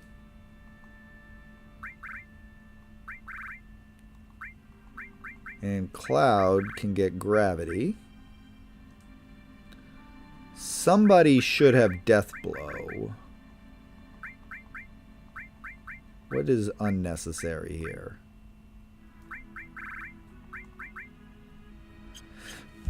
I'm having Death Blow equipped so that it can level, because this is one of the ones where you can't really do anything with it just yet. It's almost useless, but it will come in handy when we're, as like one of the materials we need to master, so we can eventually get that master materia.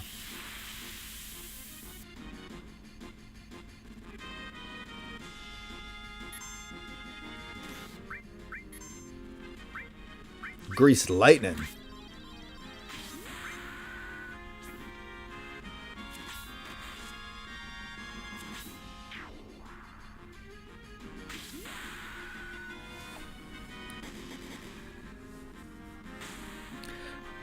Growing up, I always thought Final Fantasy had the goofiest enemies. And then I played Dragon Quest and realized, oh, these actually seem like enemies. Dragon Quest seems like you're fighting stuffed animals for most of the game until you get to like the harder areas.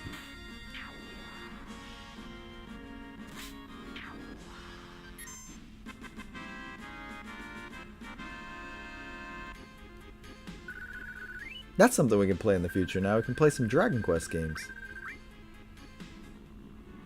Give me an excuse to finish the ones that I never actually finished.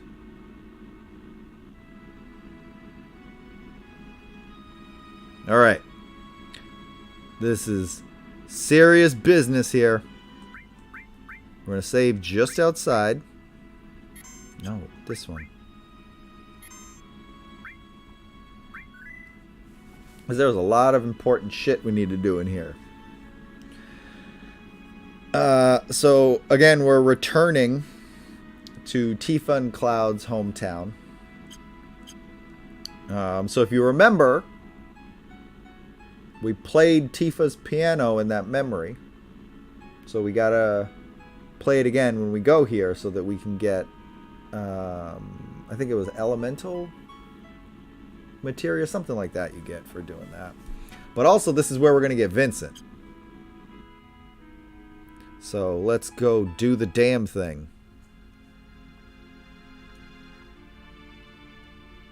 What? This was all burnt down, wasn't it? I thought so. Then why? My house is still here too. What the? I'm not lying. I remember the intense heat of the flames. It's a cover-up. This is another one of those things that like people get very, very confused about. Like what actually happened here? It's a cover-up by Shinra. They rebuilt the town and like repopulated it very quickly to cover up what happened with Sephiroth so that people would just forget about it. So they're trying to make it look like nothing ever happened is like messing with Tifa and Cloud right now because they're like, wait a minute, last time we were here this place burned down. Must get it and bring to Sephiroth. Then become one with Sephiroth. Okay, I'm not reading it like that. This guy's number 5. I actually remember exactly what I played on the piano here. So we'll just do that real quick. Come on. But I definitely remember playing the piano.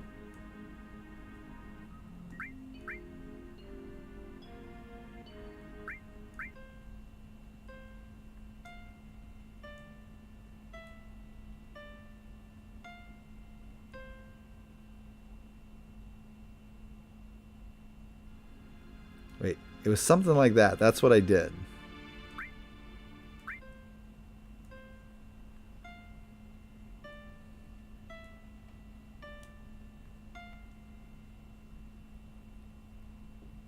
Shit. Was that not it? No, that was it.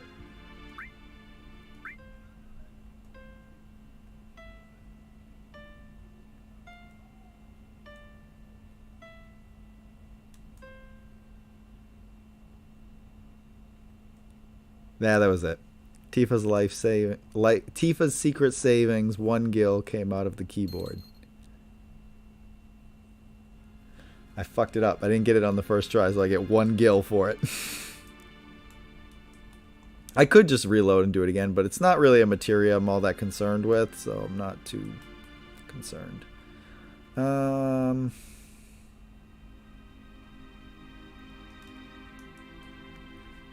Actually, you know what? Let's just do it. Because I saved right outside of town. So now that I remember what the notes were, we'll just do it again. Because I was literally like right outside of town.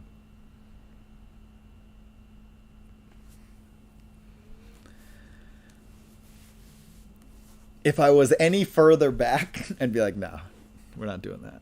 But we were right there. And there's not a lot of dialogue before going into town.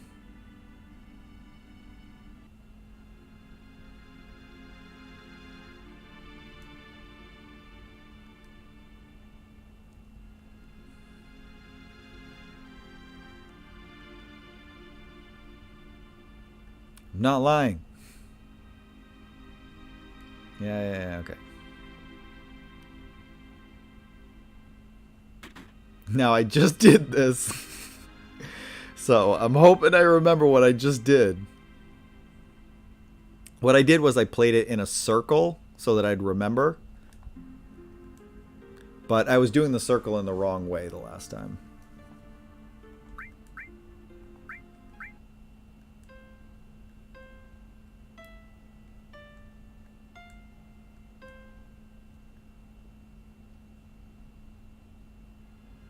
Alright, I don't remember then.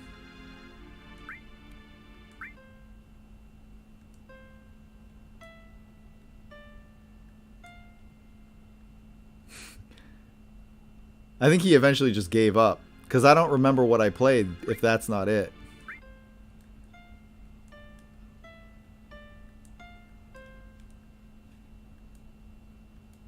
I don't remember what I played. I thought that was it, but apparently not. But that's fine. It's just a elemental materia. It's not something like that. It was either elemental or all, and I already have both of those.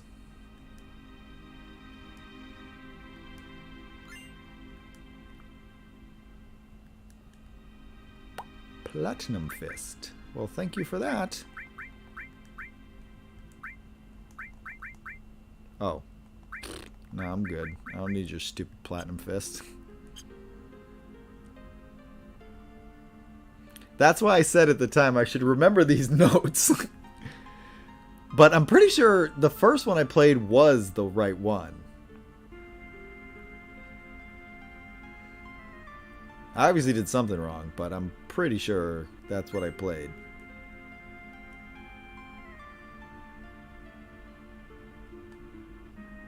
Unless I hit other notes too. Other than the main... Whatever. Doesn't matter. We're not doing it. Can I pet the dog? Oh, he's sad. Alright, this is going to be intense. Cloud's mom's home. Let's see, is Cloud's mom here? Who's this lady? What is it? I want to hear your story.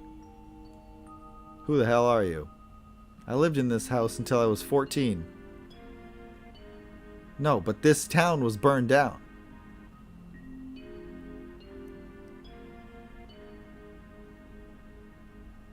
I'm canceled for not hitting the right notes. Yep, that's it. That's it for me.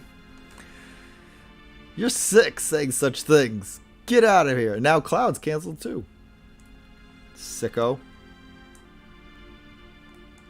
See, what's happening is, I think they explain it in-game at some point, that Shinra basically hired these people to move into this town and, like, take over and act like nothing happened. Because they didn't want, that Sephiroth meltdown story coming back to haunt them. It's a PR nightmare for them, so they tried to cover it up. What's your story? Cloud is canceled for not looking at all like a cloud. Not at all. That is one spiky looking cloud. This town was supposed to have burnt down 5 years ago. What the hell is going on? Sir, don't say such awful things. See, he knew something was up. He turned to look first and then turned back. I was born and raised in this town. What you say never happened. You're lying. See, Tifa is the giveaway that something, that the town, the story of the town burning down is actually true, because her memory's fine. She actually remembers what happened. So this is not just a case of Cloud not remembering things correctly. Excuse me, that's so rude. If you're going to talk like that, I'm going to have to ask you to leave.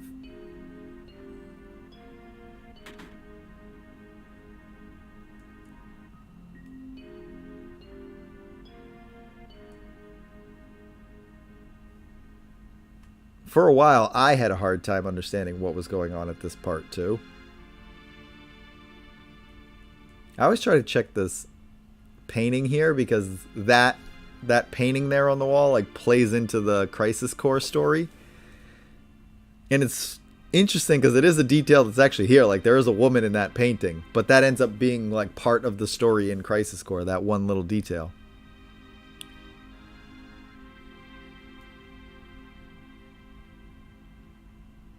I thought there was something hidden in here, but maybe not. Maybe not.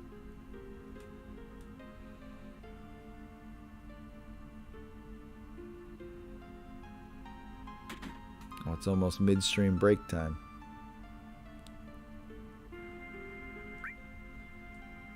We need more Phoenix Downs. Give me like 5 of those and 2 more tents.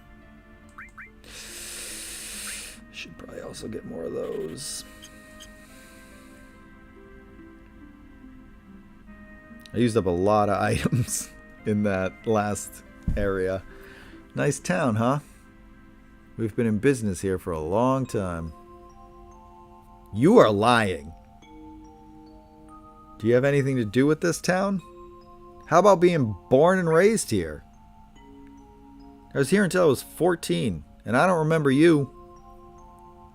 It's not nice to lie.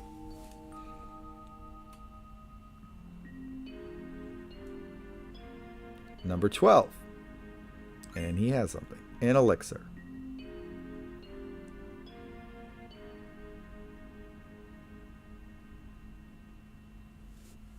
Ouch. Did we check all the houses? I don't think we checked this one.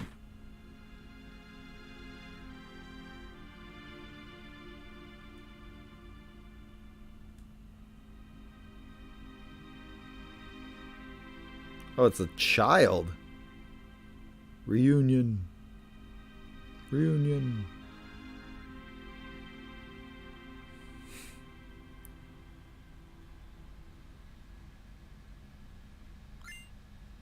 Luck source. So these cloaked folks here,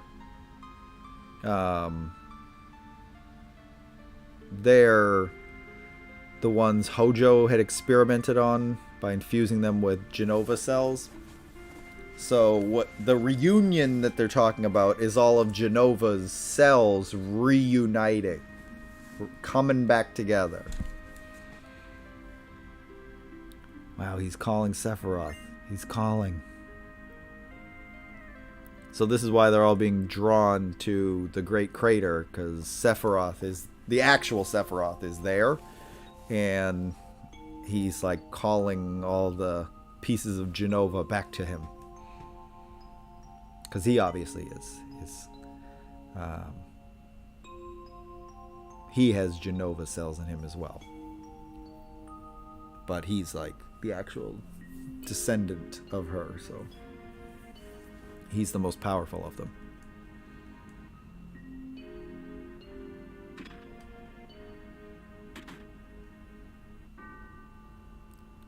Doom, doom. That music. Oh, what's this? I must get rid of all those that stand in the way of my research, even that one from the Turks. Now, if you play Dirge of Cerberus, it actually explains exactly what this note is referring to. I scientifically altered him and put him to sleep in the basement. If you want to find him, search the area. But this is merely a game I thought of. It is not necessary for you to participate if you don't want to. The first time I played this, I was so lazy that I was like, no, I don't want to do that. If I don't have to do it, I'm not doing it. I didn't realize that it would get me another party member. So I like made it past this whole part and then found out later that you could get Vincent here. So I actually had to come back here and do this. So let's read it. Move the dial on the safe carefully but quickly. You have 20 seconds. You cannot go past the numbers while turning. The 4 hints for the numbers are. Here's the 4 hints. So dial number 1. So your first dial is the lid of the box with the most oxygen. One of the treasure chests we're going to open up is empty. So once you open it, then it's the box with the most oxygen. So you get the number from that lid. That's the first one.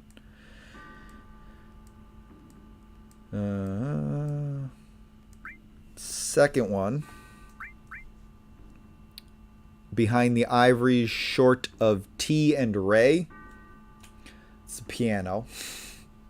Because there's a broken piano up here that 2 of the keys don't work. And it's T and Ray.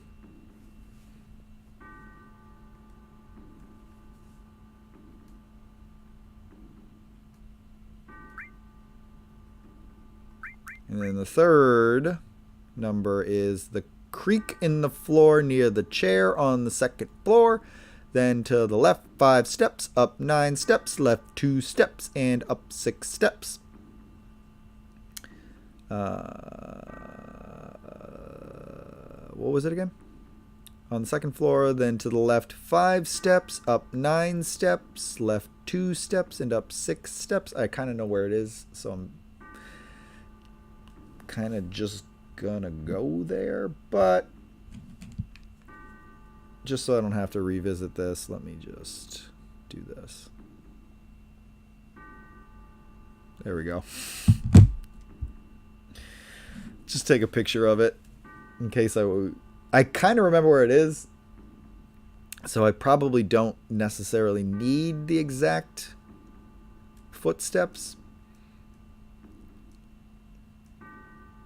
but there's always that chance that I'll forget. And then there's a hidden one here that's written in invisible ink. The 4th row has been written in invisible ink. It's 97. So the last turn is to 97. Okay? So there's 4 numbers that you have to input into the safe. First number we get up here.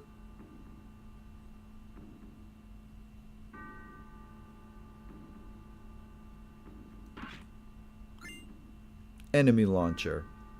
Oh, look, that box is empty now. So, oh, look. It's got a number written in it. 36. So the first number is 36.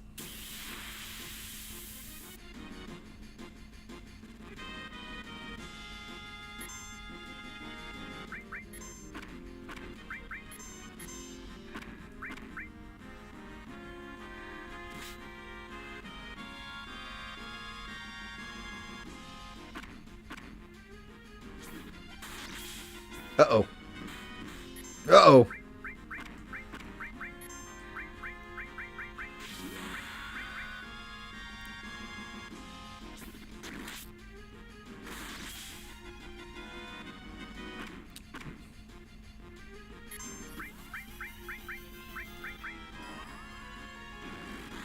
I might have to run outside and save. I want to get Vincent before we go on our midstream break, so we'll do that first. And then after we get Vincent, we'll break.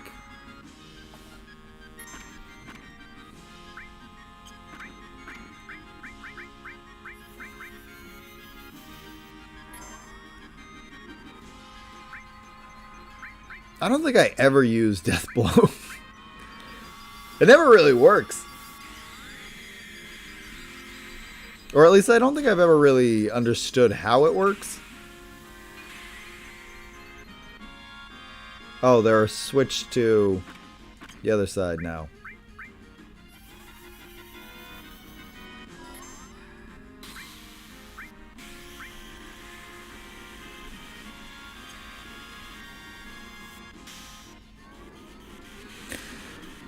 I forgot these stupid scales,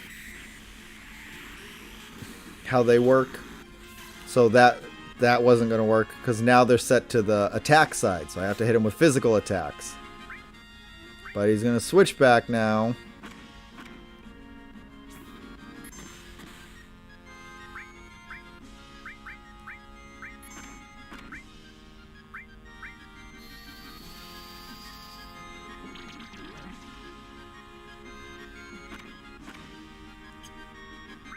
Yo, Cloud's about to be dead.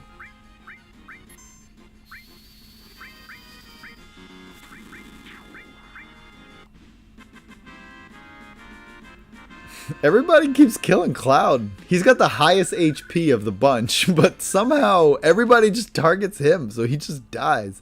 Oh, because he's got cover. That's why. I'm an idiot. Because I gave him cover materia. So I set him up for that failure. Like, as I was saying it, I was like, oh, wait a minute. That's right. I know why he keeps dying. Alright, so 36 is the first number. Then the piano clue is number 2. So 36.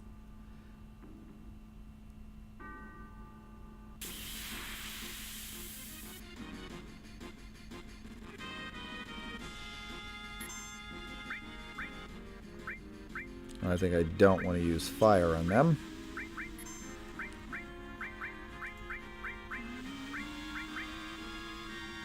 Oh, shit.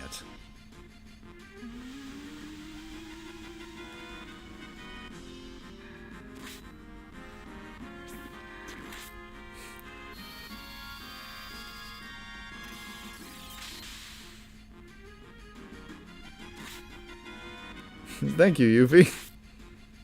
Alright, that's it. I'm gonna get through this quickly.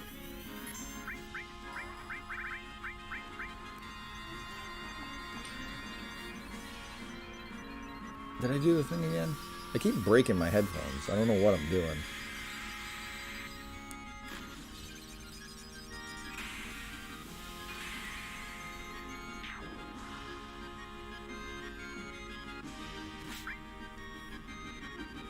One thing I still think I might do is buy another capture card so that I can play PS5 games on stream. And then we can play games like Stray. Because I've been meaning to do that. Like, it's way past its popularity date at this point, but it'll still be fun to play on stream. But I want to start incorporating some more modern games into the mix. With a heavy focus on retro still, but just, you know, spice it up a bit. Stray was an amazing game. I would even go so far as to say that might have been my game of the year. Is it on this side of the piano or is it on the other side? There it is. I loved Stray. I actually got bored of God of War. I hate to say it, but I stopped playing God of War Ragnarok because it got to a point where I like got so bored playing it that it felt like a chore to make myself play it.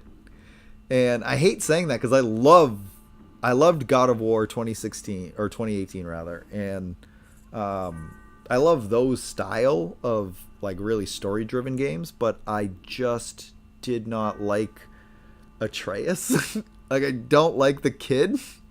So when I had to play as him for like an extended period of time, I was like, I can't do it. This is so awful to me. I don't want to do it. So unfortunately, I didn't even finish that game. So like, to me, Stray was the better game of last year. And like Elden Ring was great too, but it was another one that I just like kind of got bored of quickly. Of the franchise, but the most recent game is not. Yeah, it sucks too because I really, really liked the last God of War. But this new one, it was honestly like when I started playing as Atreus, I was like, he's not doing it for me. I don't like playing as this kid. I don't really care about his story. His gameplay's not as like fun to play as Kratos. Okay, so 36 and 10. Whereas like playing as that little cat, that never got old. I beat that game and then started playing it again right after. Never got tired of that.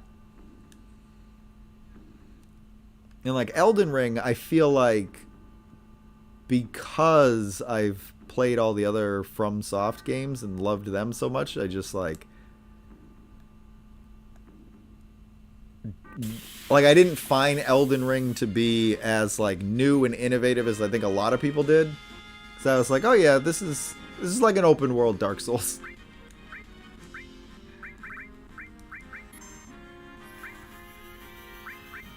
Like Elden Ring's one of those games I got to be in the mood for. Yeah, I was just like, how you're saying you're like over Elden Ring. I was kind of the same way. I loved it at first, but then I was like, I don't know how I feel about an open world Dark Souls, because like the other games, I could at least figure out how to progress through the game so that it wasn't so much of me just dying over and over again. Whereas Elden Ring, it was like where the hell do I go where I'm not just gonna like die immediately? And it stopped being fun at a certain point because I spent so much time just trying to figure out where the correct way to go was.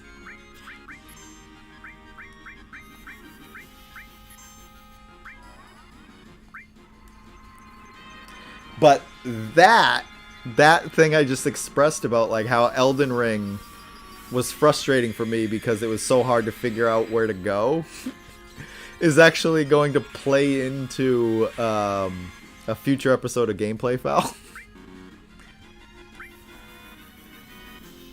Because if you think about it,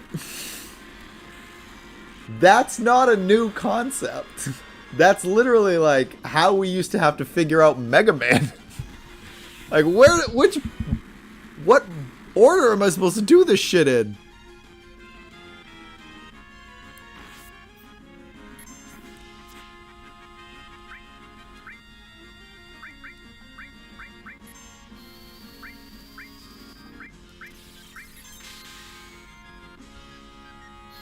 Damn it, this dude is really annoying me right now.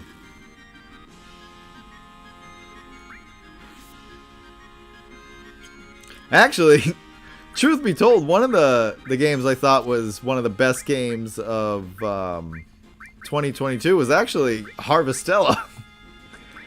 That was on nobody's list. And I was like, you guys are sleeping on Harvestella. This game was actually really good.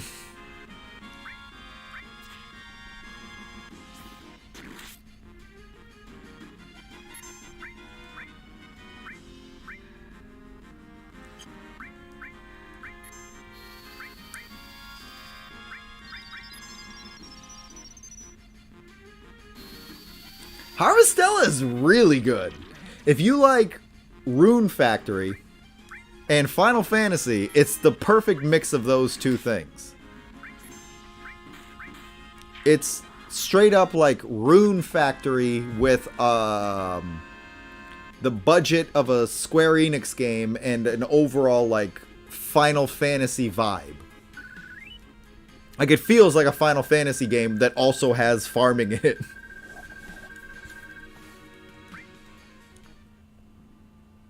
And there's this just really interesting component where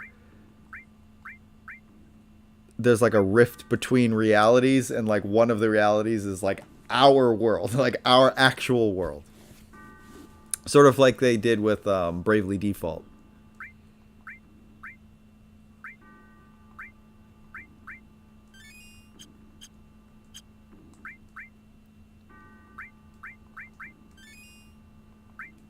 But yeah, when I was playing that, I was like, yeah, this feels like Final Fantasy. Or just like a Squaresoft game.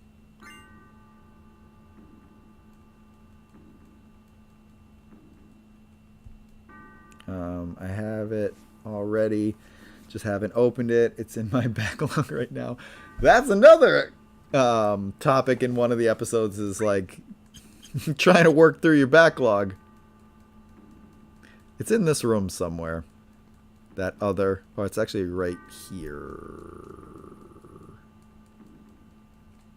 Right? Where the hell's the stupid creak in the floor?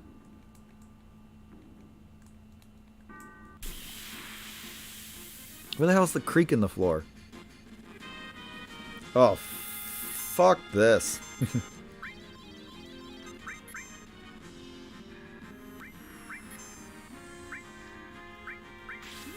Oh, I learned an enemy skill.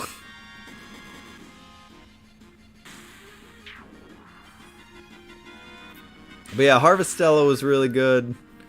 The new Doraemon Story of Seasons was really good.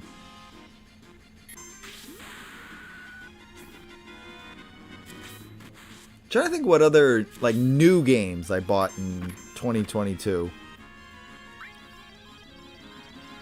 Oh, The Medium is very good. I think that came out in... I think that might have actually come out in 2020. Because that's a little bit older now. But I just got it in 2022. And it was actually very good.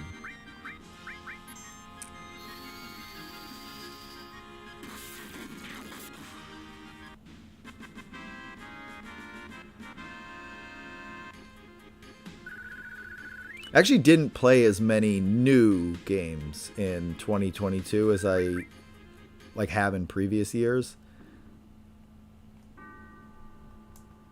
Where's the stupid creak in the floor? I thought it was like right here. Yeah, there it is. 59, got it. So 36, 10, 59, 97. 36, 10. Fuck this shit, man. I'm going to type it in the chat. 36, 10, 59, 97. There we go.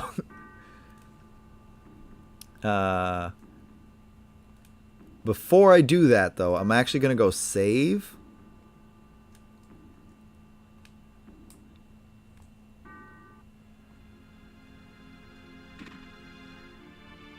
From many playthroughs making this mistake. I'm going to save.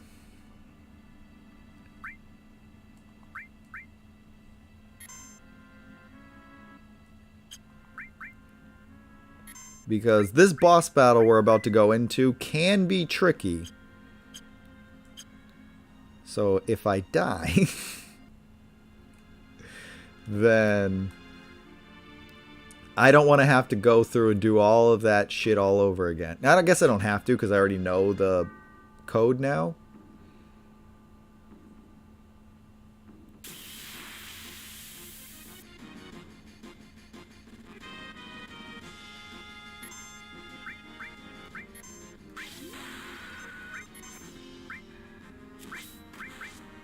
I almost forgot there was another room over here.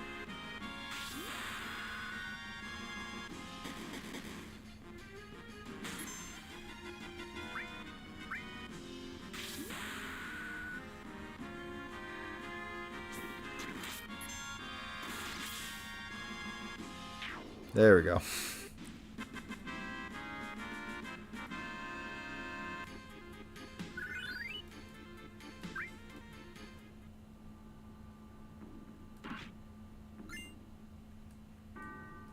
Okay.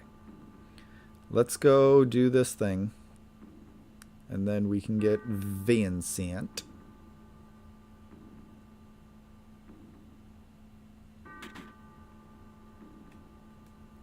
All right. There, I've got it right in front of me. 36, 10, 59, 97. So it's 36. Oh my god. Oh my god. Oh my god. It's timing you. You have to get it on the first try.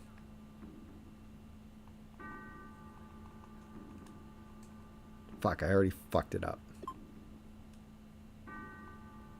Fuck you. It's because of that first one, the 36.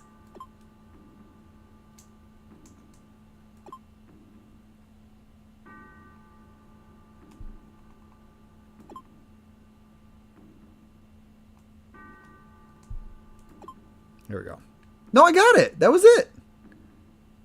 36, 10, 59, 97. Right? Let me just double check that those are the numbers.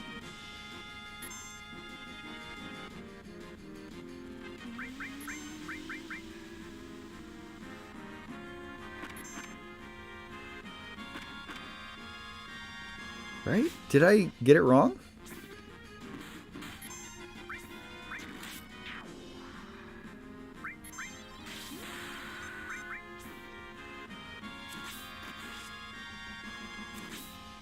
I'm questioning myself now. I'm like 100% sure those were the numbers, but it is possible that I forgot what the first one was.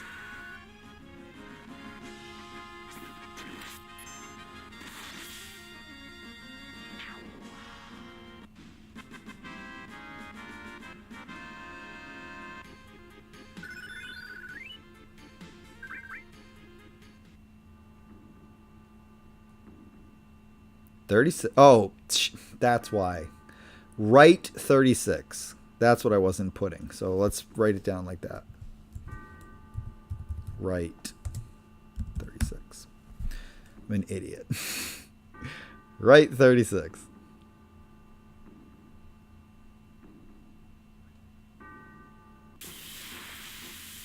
Left 59 or left 10 is what this one's going to be.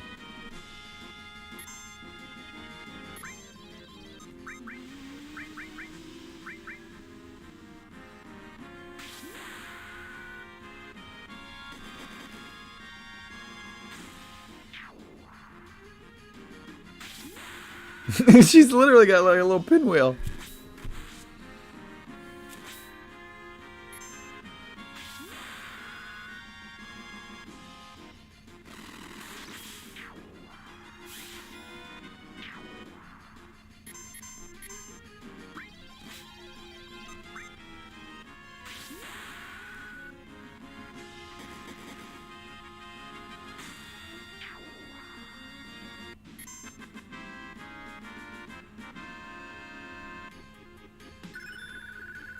Shiva.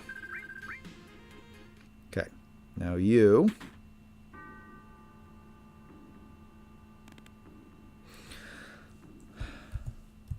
Left 10.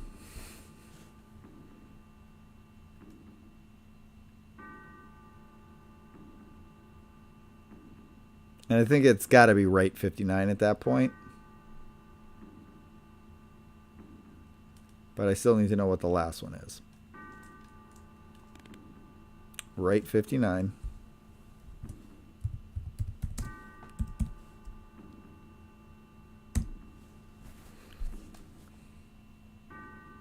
Wait a minute. Hold on a fucking second here.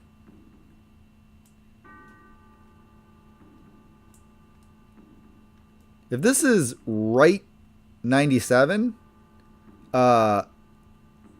that's what I did.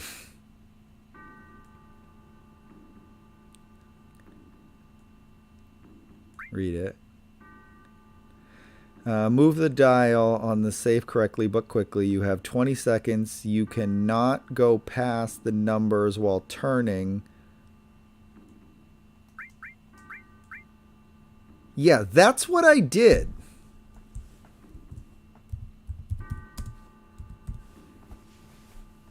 I'm going to have to watch that footage back because something was wrong there, clearly. But if you think about it, like I had to go from right to 36 and then left to 10. And then I would have to go back right to 59 and then right again to 97. At no point did I decide to like go all the way back around. So I didn't actually even need the directions because that's just logically the way you would turn it. So I don't know what went wrong, but we can always just reload if I really like fucked it up for good.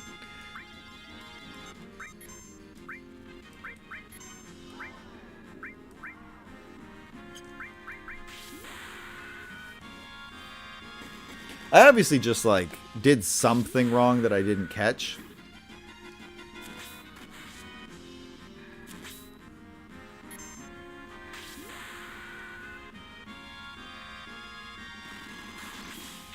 But I will be curious to see what it was.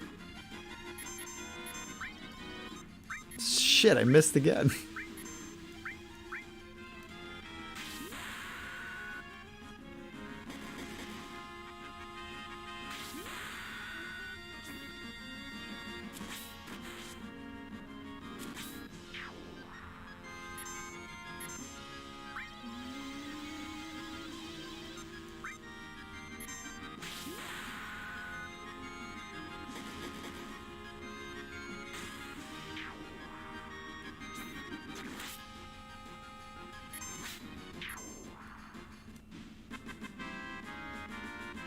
Alright.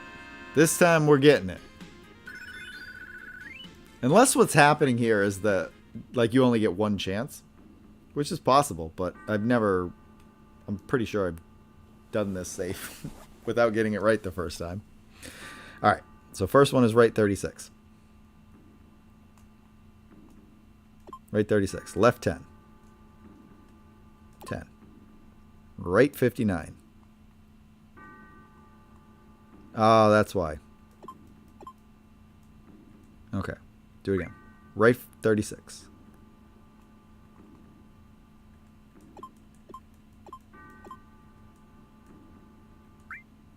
See, because you can't go back.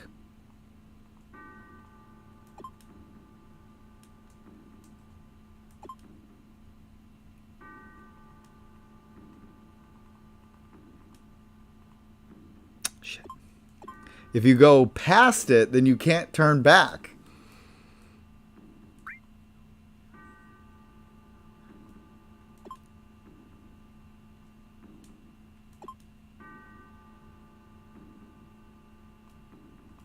God damn it!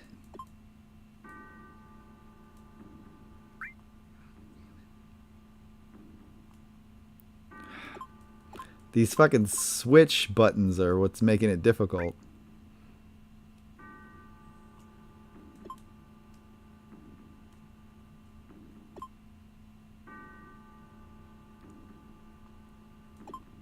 $97.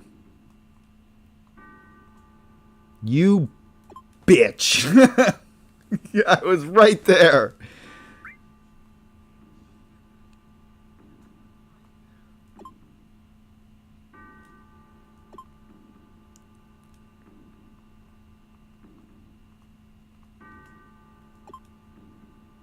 Come on, 97. Ah, son of a bitch. That was difficult. All right, now boss fight.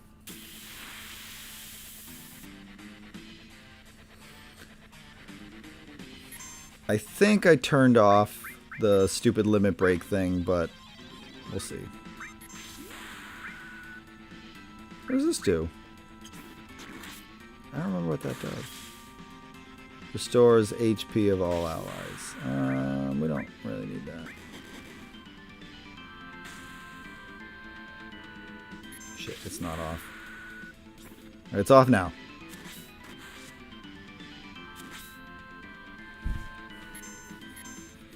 No, I turned it off. It's off.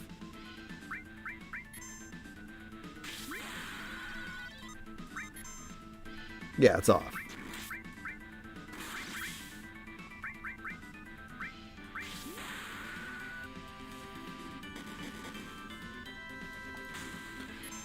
He's got the two sides. One of them's fire, one of them's electricity, I think.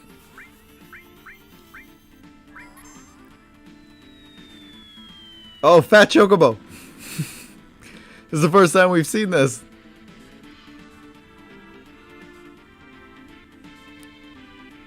That's the fire one.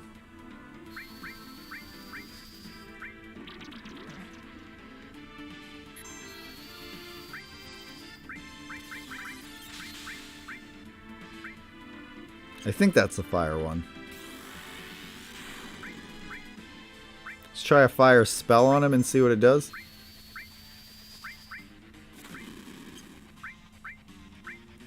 Seemed to hurt him.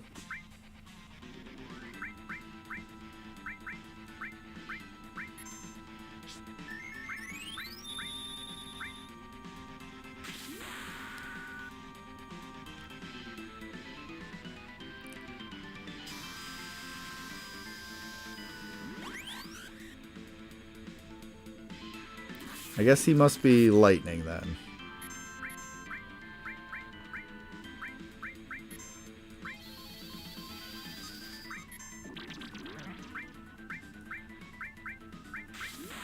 Oh wait, no, he's just weak against magic. I think I can just do attacks and he's done for. That's what it is.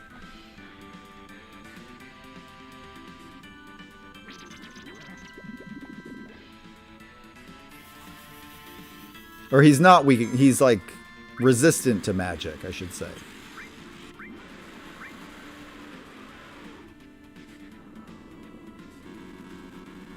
So this ain't gonna hurt him that much. I should just like hit him a whole bunch.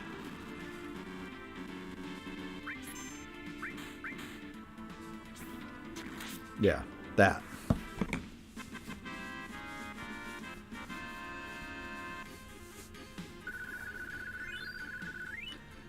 I'm fairly certain now that we're about to get Odin.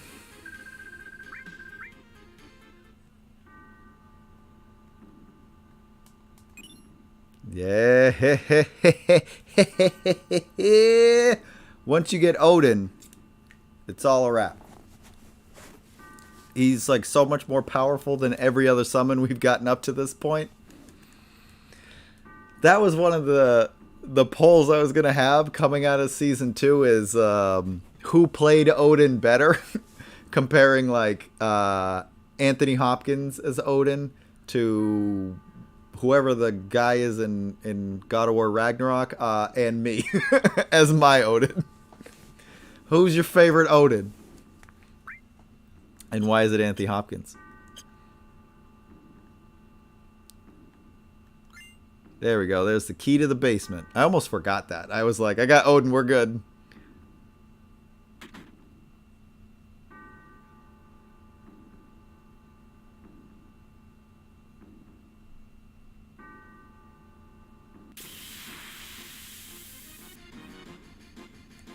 Turning that shit back on.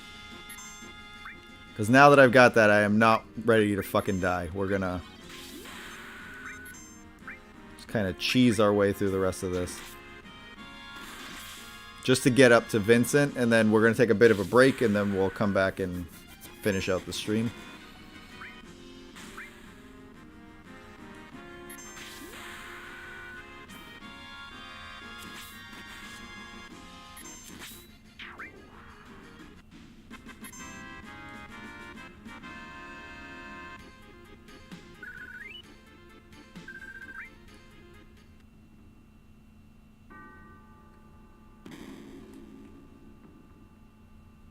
I'm coming, Vincent. I'm coming, Vincey.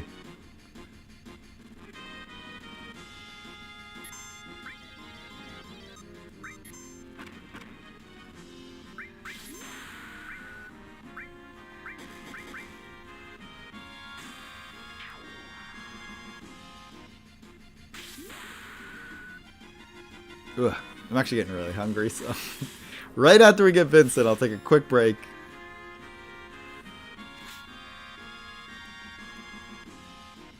Don't do any of your silly nonsense.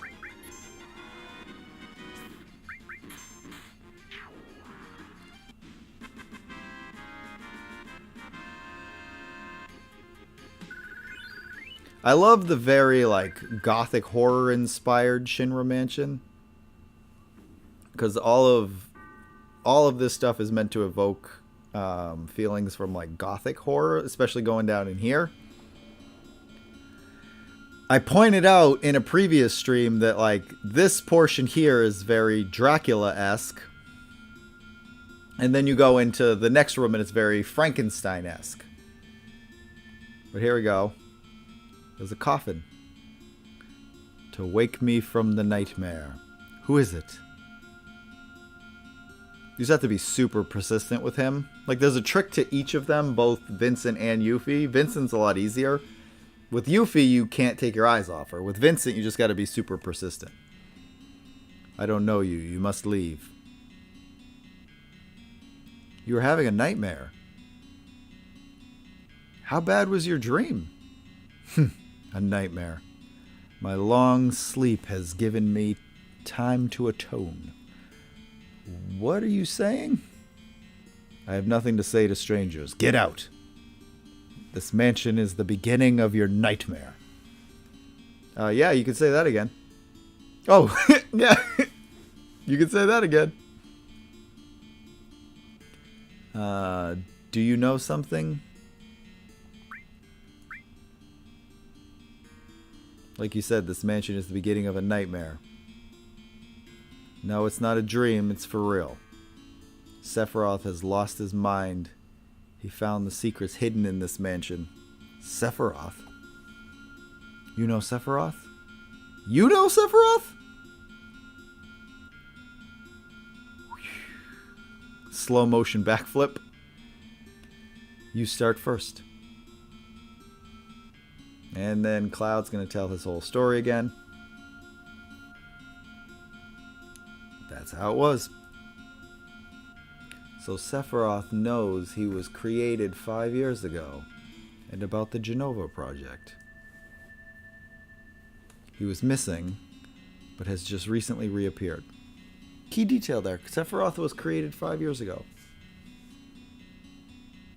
Sort of. He was missing, but has just recently reappeared. He wasn't created 5 years ago. He found out he was created, and he found that out 5 years ago. He has taken many lives and is seeking the promised land. Now it's your turn. Sorry, I cannot speak. I'm disappointed. Yeah, that was the deal, dude. Hearing your stories is yet another sin for me. This dude is so angsty. More nightmares shall come to me now than I previously had. Now please leave. Thanks, dick.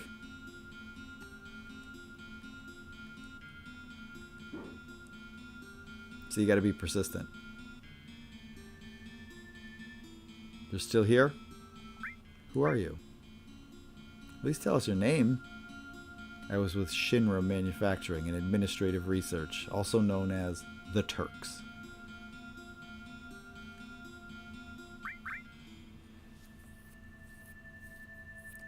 Vincent. I'm keeping all of their names, their vanilla names. I almost changed his to just Vince, but I left it Vincent. The Turks? Formerly of the Turks. I have no affiliation with Shinra now. And you? Cloud, formerly of Soldier. You are also with Shinra. Then do you know Lucrezia? Who? Lucrezia. The woman who gave birth to Sephiroth. This is where things get real nuts. When you find out the whole Lucrezia story and how she played into that. Because she, like, was like the surrogate for Sephiroth. She, like, held him in her and gave birth to him, but she wasn't actually his mother, but she gave birth to him. The woman who gave birth to Sephiroth. Gave birth? Wasn't Genova Sephiroth's mother? That isn't completely wrong. So Genova, it was like Genova's egg that they put in Lucrezia that they inseminated with Hojo's semen to create baby Sephiroth. But Lucrezia, like, carried him and gave birth to him. That isn't completely wrong, but just a theory. He was born from a beautiful lady. That lady was Lucrezia. She was an assistant to Professor Gast of the Genova project. Beautiful Lucrezia. A human experiment? There was no way to cancel the experiment. I couldn't stop her. That was my sin. That's all explored in Dirge of Cerberus, by the way. I let the one I loved, the one I respected most, face the worst. So the punishment was sleep? That's weird. Thanks, Tifa. Tifa's the reason he fucks off. Like, how did I get in a fight in here?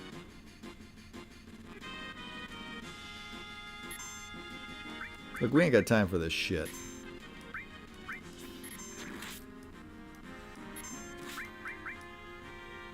Yeah, we don't have time for this. Get this over with.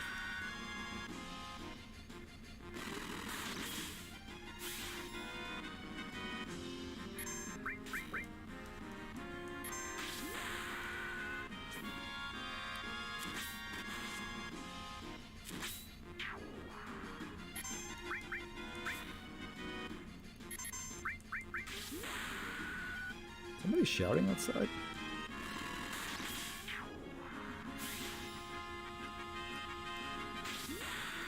I hear somebody shouting. Alright, can we get back to this thing with fucking Vincent now, please?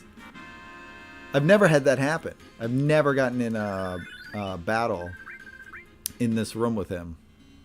Let me sleep. Let me sleep. Let me sleep. Let me sleep. Okay, bye. So now if you run off, he comes. Wait! If I go with you, will I meet Hojo? But we're after him and Sephiroth, so I guess sooner or later. Lucrezia. Alright, I've decided to go with you. What? You're coming with us? Being a former Turk, I may be of help. Alright then. Let's use this opportunity to change up. Oh, he's at 20 motherfucking 8. Hell yeah.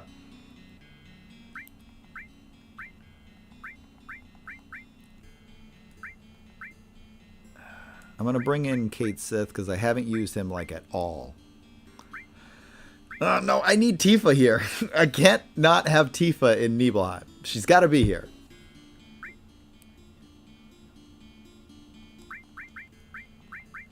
And just make sure he's got all the right equipment for now.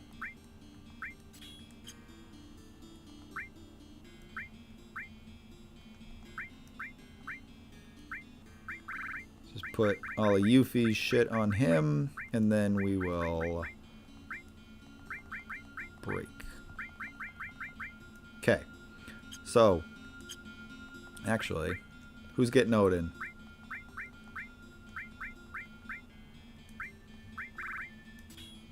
Take that off for a bit. Okay. So now, we're going to break for a bit. And we're going to come back. We're going to keep going till midnight. And then we'll wrap. But I got to get something to eat. So hold tight. And I will be right back, folks. Just hang on in there. Where the hell's the button?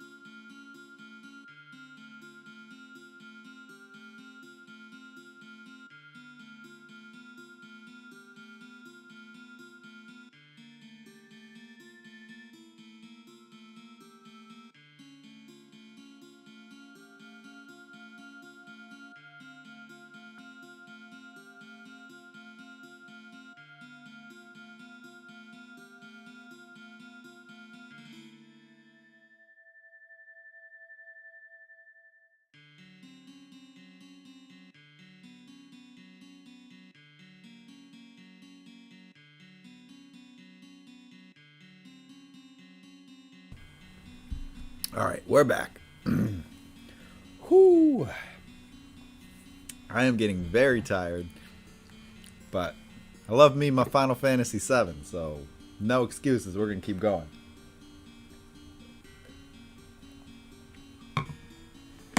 We still got, oh shit, it's actually got a little over an hour left of the stream tonight. So I at least want to make it through Mount Nebel. I would love to get to Sid tonight. That's what I'm shooting for right now. But here we go. We're going to, so by the way, remember what I said? This is very like Dracula inspired here. Whoops, that's loud. Turn that down. And then over here, very Frankenstein inspired. So now, here at this point, what we want to do is read all the shit on the floor here. Because this is what Sephiroth is. Oh, there's Sephiroth right now. Sephiroth. Being here brings back memories. Is this where he throws the materia at him? Are you going to participate in the reunion? I don't even know what a reunion... Oh no, Cloud. Oh, you could have worded that any other way. I don't even know what a reunion is, bro. Jenova will be at the reunion. Jenova will join the reunion, becoming a calamity from the skies. That's all she ever was. Jenova, a calamity from the skies? You always sound like an idiot, Cloud. You mean she wasn't an ancient?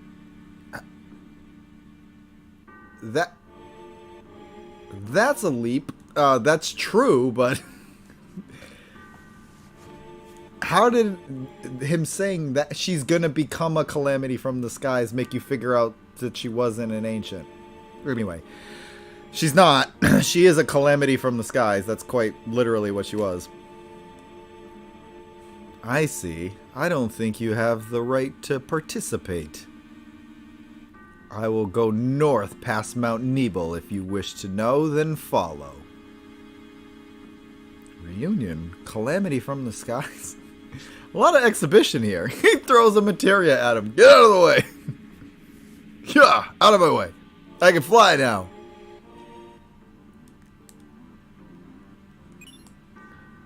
Receive destruct materia. Do I have space for that anywhere? I don't know that I want to take... Heal, that's what I was thinking of. I don't know that I want to take any of these off. Not for fucking destruct. Anyway. But you can read... I think you have to go up here. But you can read the books that Sephiroth was reading. Like this here. So this is what Sephiroth read. That night that he went nuts, this is what he discovered to drive him insane. So let's see what he read. Escapee report number 1, X month, X day. 2 escapees were located near Midgar. Oh no, that's actually about Zack and Cloud. Escapee report number 2, a description at the time of capture, a former member of Soldier number blank. No effect could be detected. So I was wrong. This is actually all of the shit about Zack and Cloud. But at this point, you don't know that. You don't know who they're talking about. But former member of Soldier number blank is Zack. No effect could be detected from either Mako radiation therapy or Jenova on him. B, regular, not Soldier member, number blank.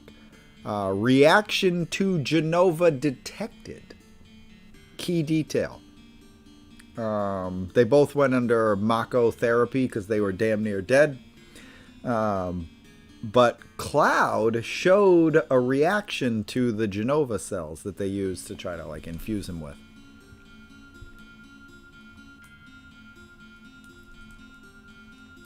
There's more. There's more. Where's the other stuff? No, there's another one. We're missing one. There's 3. How do I get up to the other one?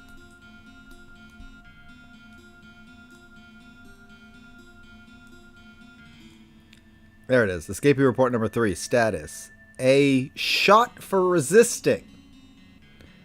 B. Escaped during A's resistance. Another key detail. The soldier, Zack, was shot for resisting, and Cloud escaped during that attack. Now, 4. Escapee report number 4. Other. B's whereabouts are currently unknown, but pursuit is unnecessary due to his diminishing consciousness awaiting further instructions. Okay, so that's actually all the reports about Zack and Sephiroth, or Zack and Cloud, rather. I thought that this was the point where you read about Genova. So Sephiroth told us a little bit there. She's a calamity from the skies because she's a fucking alien. She's not an ancient. But I thought there was like details down here about that, but that might not be until later.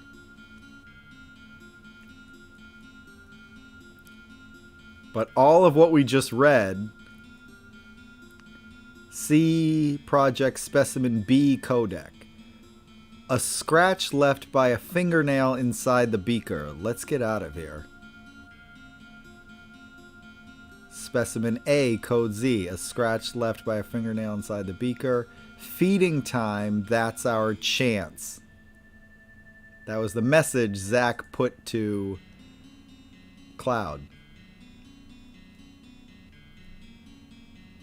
Right, they were communicating by scratching into the glass, because this is where they were being held. Cloud and Zack were being held here.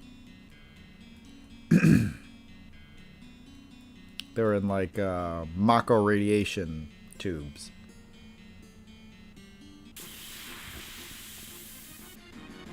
Don't worry, we'll see it. Speaking of fucking Frankenstein.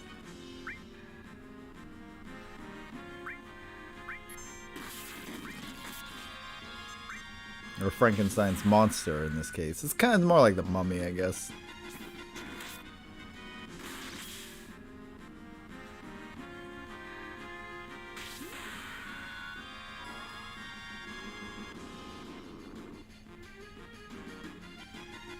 Hojo did some crazy experiments on this one.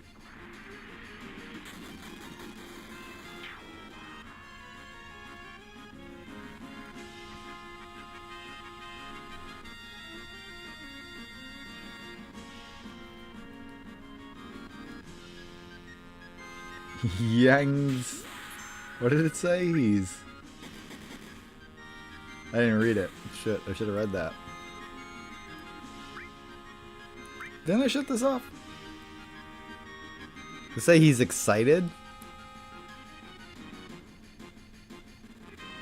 Yep, he's happy.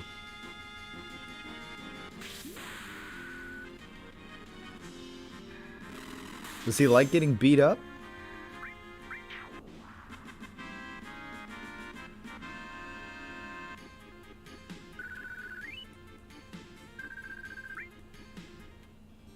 Let's get out of here. Did everything we needed to do in the Shinra mansion. Oh my god. I'm actually turning all this shit on now so we can get out of here quickly.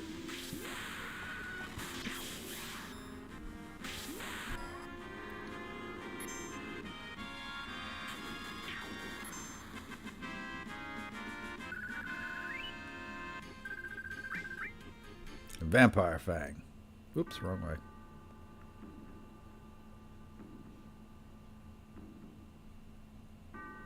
Oh, you son of...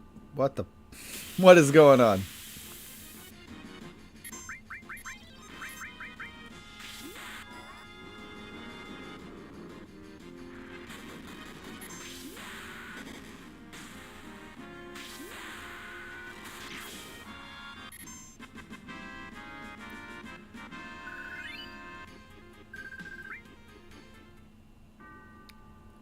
Come on. Now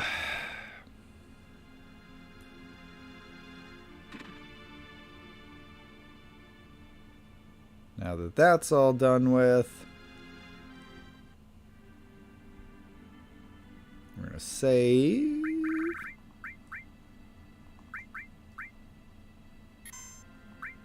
And then we're going to head up Mount Nebel.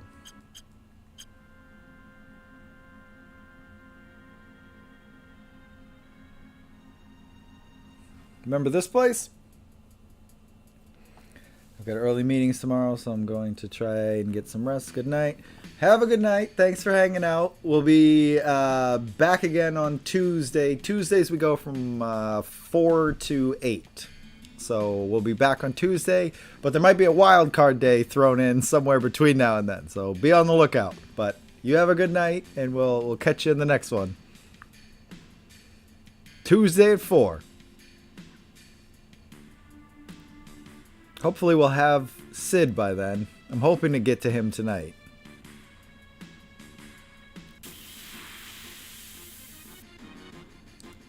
This might look familiar. We came here in Cloud's memory.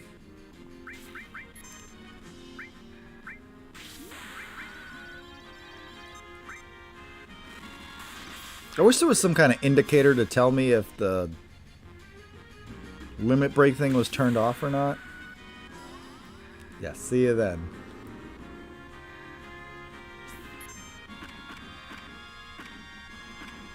I think it's on, so I'm hoping that just turned it off.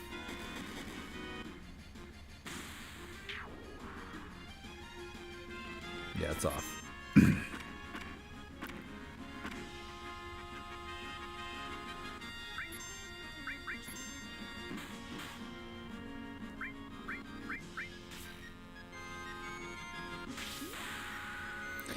Ooh, I'm getting tired.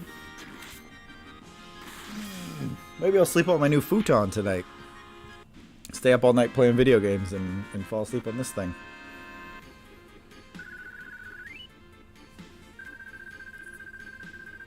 Cooper's bed. Cooper sleeps on the futon.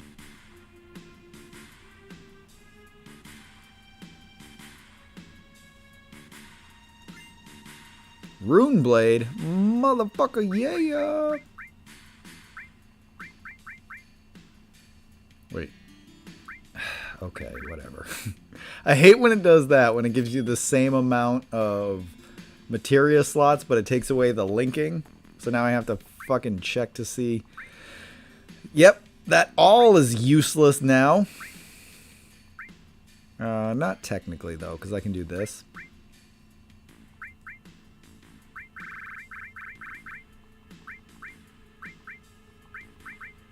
And then there's no real change.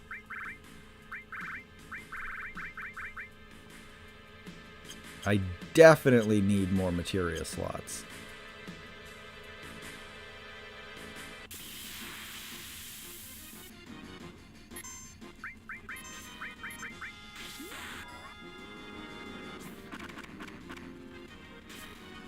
I'm actually going to slow it down for a second because I might want footage of this part. Oh, shit. No, I don't even think we're going to make it to Sid tonight because I just forgot about the fucking Mind Flare we have to fight. Or Mega Flare, I think is what it's called.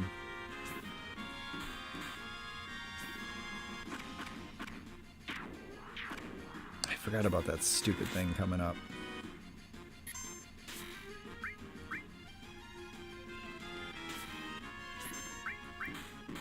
I just got so depressed. Because I was like, oh, we'll make it to Sid tonight. But then I forgot there's this whole part.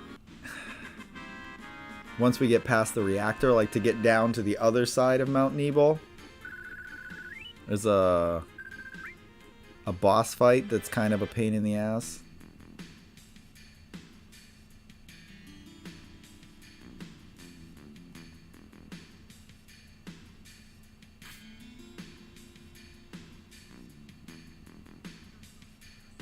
Oh shit, I think I actually... Fuck it, I don't care. Ah, fuck, no, I can't do it! I know there's something back there, god damn it!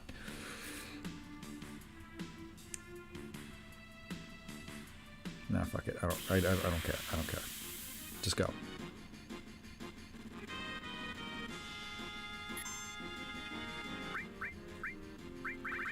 It pains me to do what I'm doing right now because I know there's more back there that I could have gotten, but I really want to just get this. I like want to get past this part.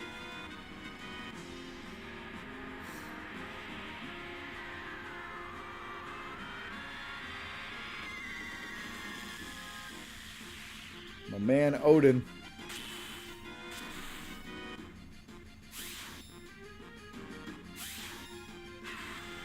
Who didn't die?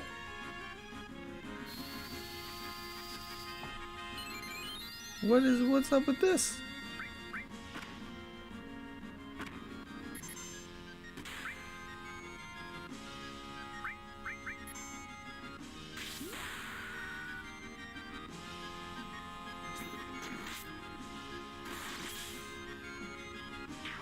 Actually, you know what? I know what I can do. I am just gonna keep moving forward because I can always just come back and do this part off stream after. Because it's on the Switch, so I can do it while I'm like in bed tonight.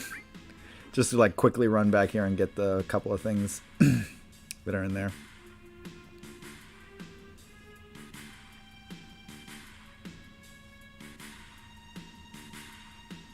This motherfucking ball bag bullshit.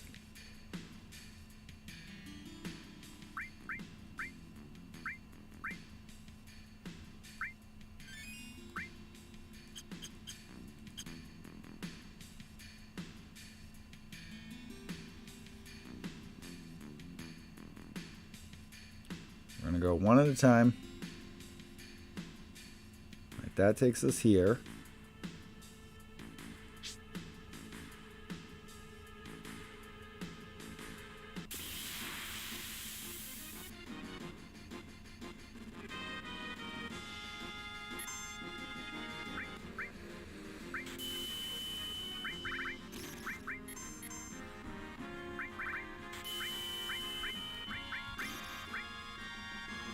What the fuck?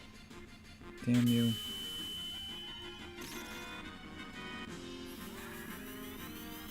Hopefully Odin finishes this fight for me.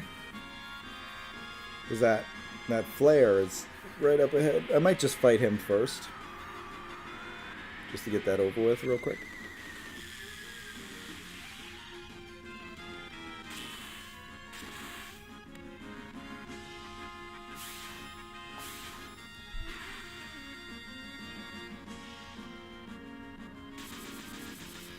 Odin, you are slipping, my man.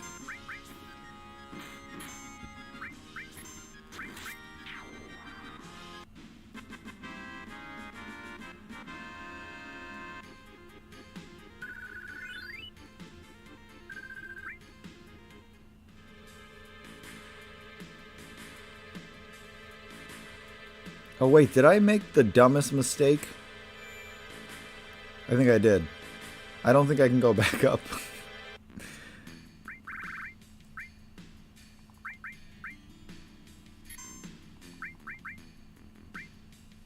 I don't think I can go back up.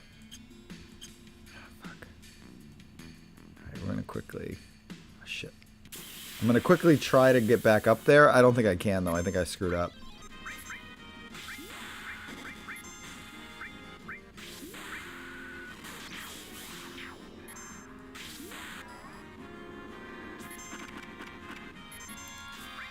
I was rushing around too much. I think I screwed it up.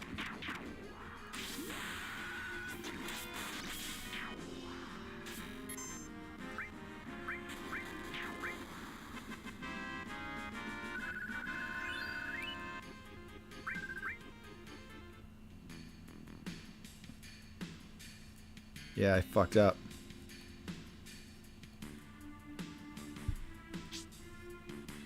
Because I didn't put that ladder down. So now I don't think I can do this. I can't go back up there.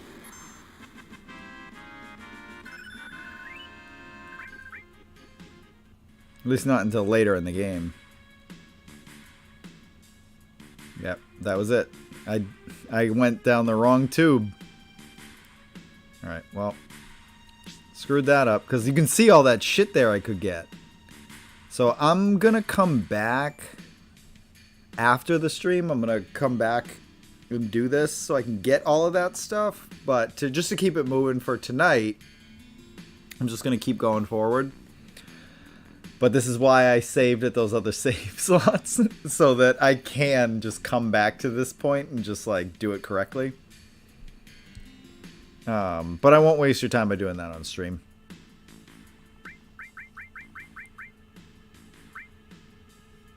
Oh shit. Let me make sure this is off.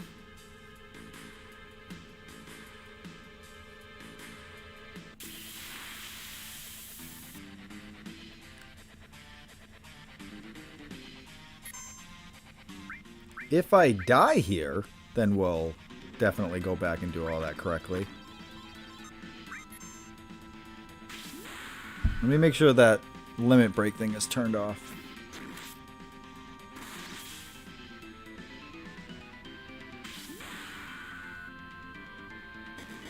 Because this is technically a boss fight, so I don't want to cheat for this. Alright, we're good. I'll even not use his limit break yet. Actually, I shouldn't use his limit break because it's fire based in this thing. Fire heals it.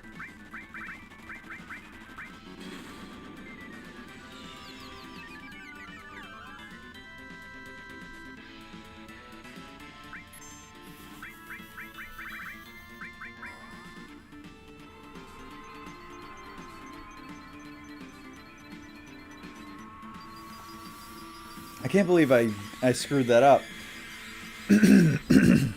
I thought you could go down those things in any order, but I forgot that you first have to put the ladder down so you can go back up.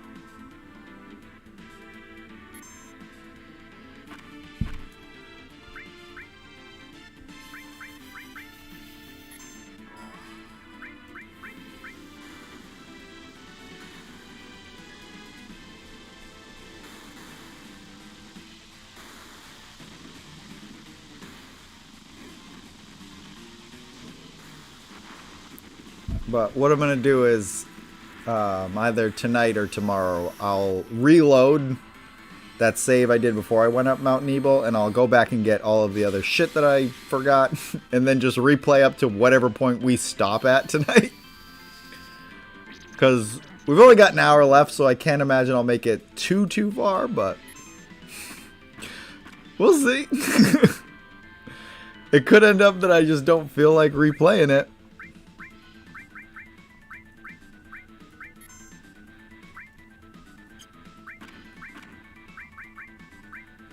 Shit, this is not going well.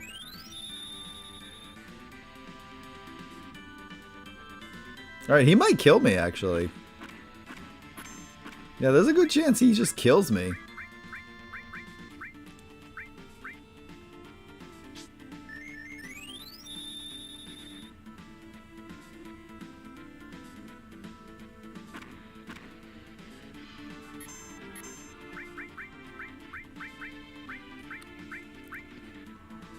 There's a significant chance he kills me, and then we'll just have to replay it anyway.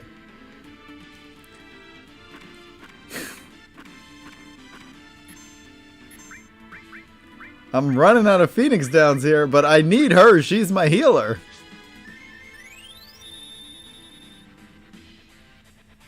Alright, he's just going to keep attacking her, so...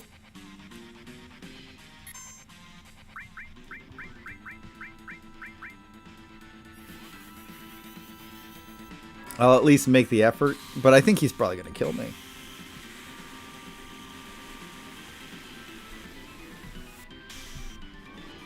I was pretty sloppy about how I was fighting him.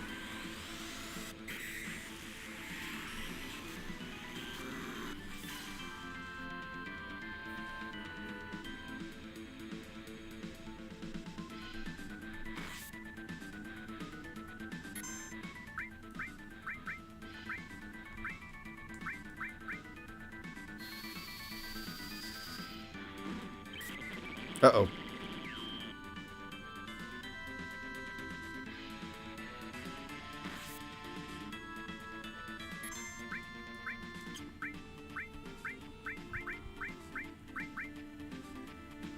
You ass.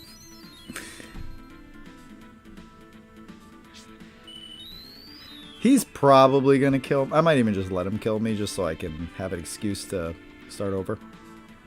Oh, yeah! I wanted to learn this. Hopefully it doesn't kill me.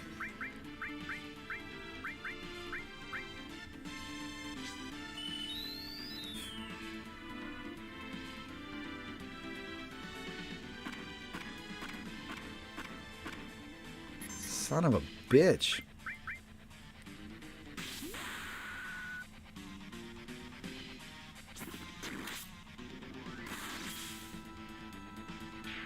Oh shit, I got him. I thought he was gonna kill me. Alright.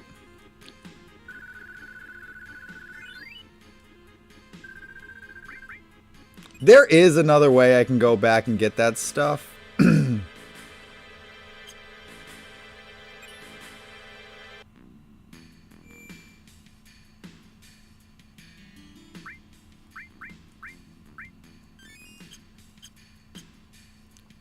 So I can go back and get it after this point, but it'll be like later in the game. Once I have an airship, I can just like fly back to the start of Mount Nebel and go back the way I need to go to get to that spot. But I don't know if there's anything in there that's that important.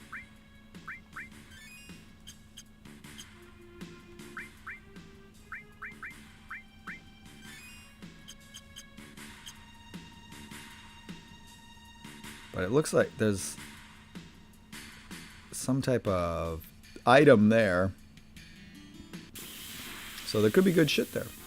I should have saved.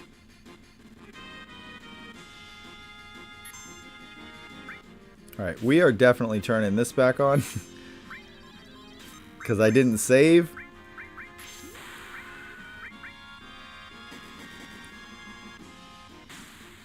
I can't believe I killed him with that last hit, because Cloud was not going to survive. So if he hit Cloud one more time, it was over.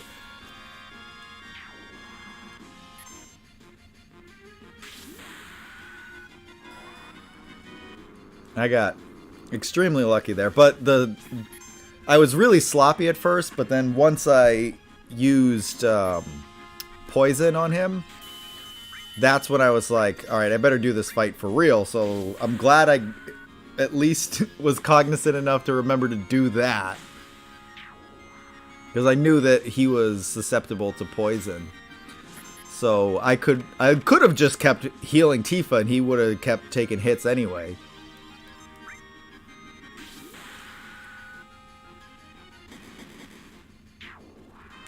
But it worked out in the end. So we're all good.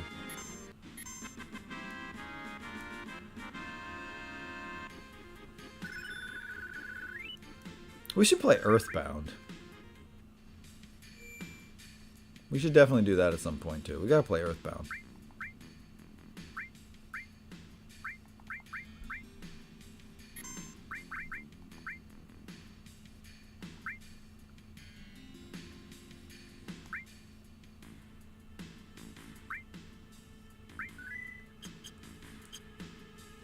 Bump. Bump bump. Bump bump. Bump bump.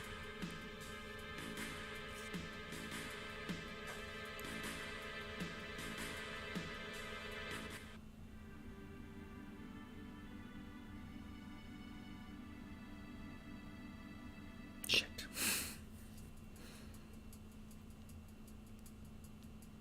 Fuck, fuck, fuck, fuck, shit, balls, fuck, fuck, fuck, fuck, fuck, fuck.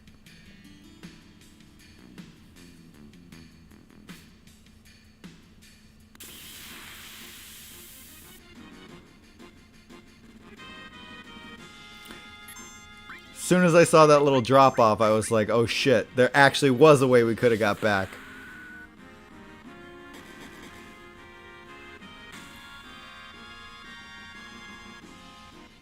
Shit, there was a way. I just kept ignoring the other path we could have taken. But yeah, there is a way we can actually go back.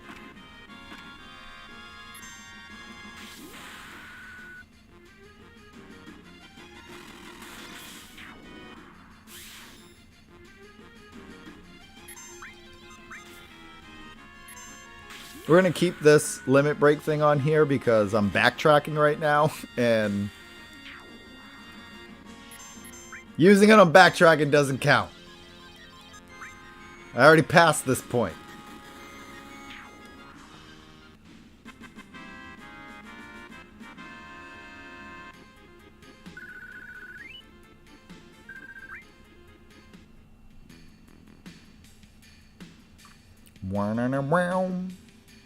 Because there was this whole area that I knew we had to get to somehow.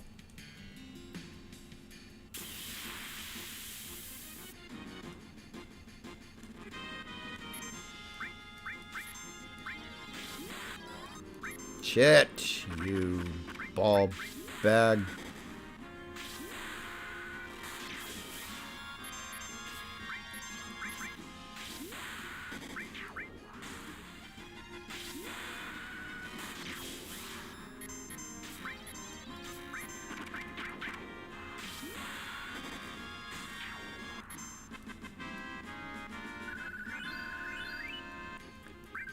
These are the areas where these quality of life updates are the most necessary.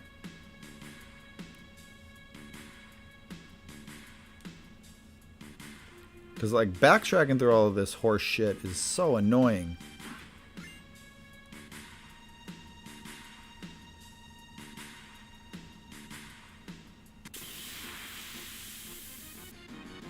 Oh no. Now remember, this is that dragon that Sephiroth one-hit killed.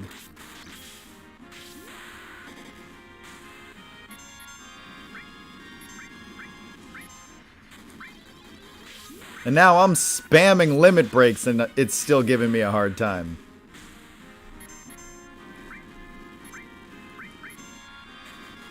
Oh, because fucking Vincent keeps healing it.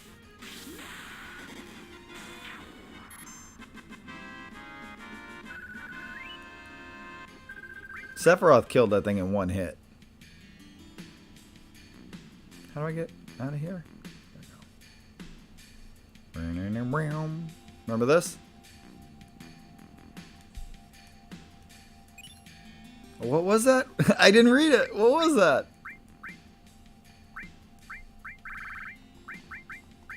I think it was added effect. Okay.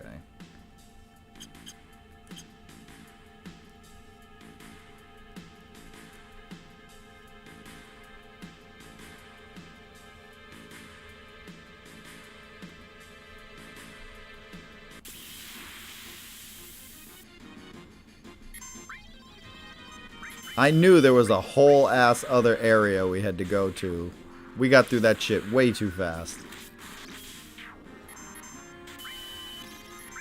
Well, you saw, we were out of there.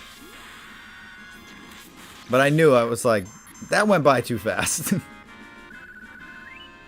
We missed a lot of shit.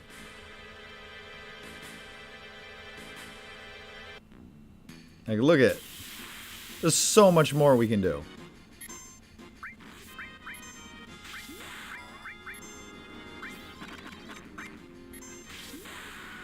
But I want to get through this area very quickly because we will be here for at least the rest of this stream if I play it at the normal speed without the limit break shit. Like, look at all this.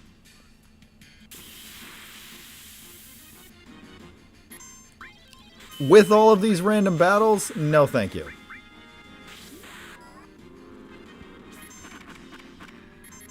Because some of the paths are just dead ends. But the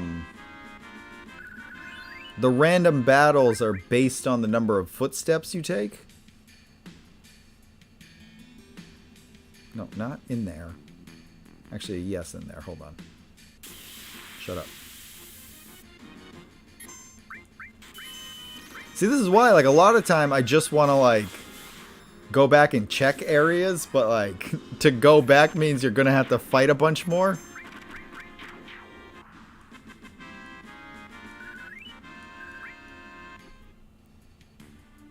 See, like, I was like, I didn't get everything in there.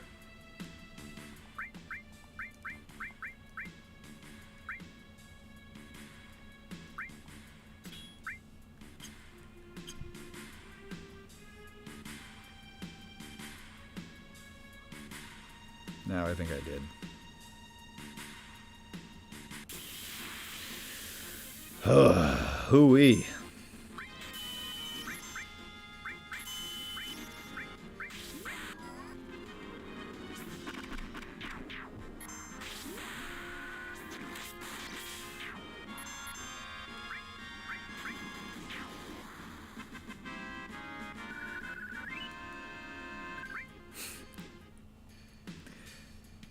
Oh man, if anybody tunes in at the stream at just this point, you're gonna be like, dude is just straight up cheating.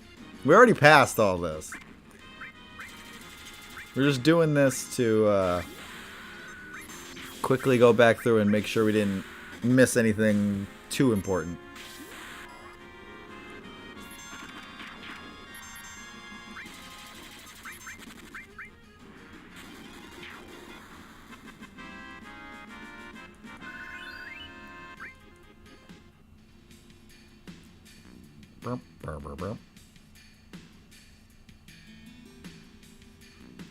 So here's that Mako reactor from Cloud's memory.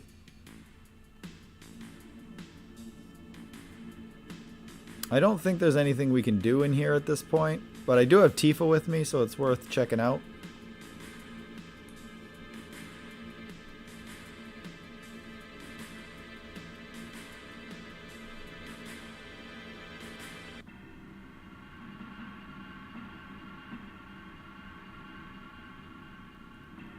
Yeah, I didn't think there was anything we could do in here. Just kind of like look around.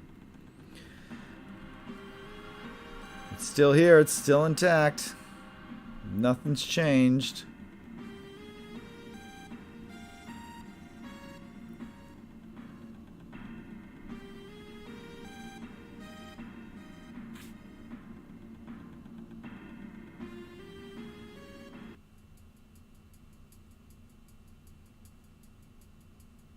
Then you go up here.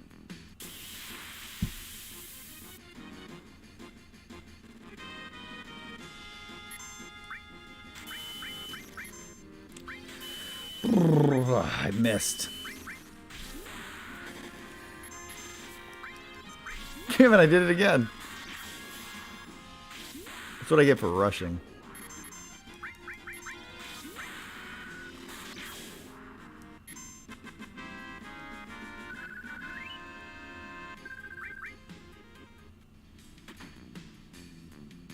Now we're back here.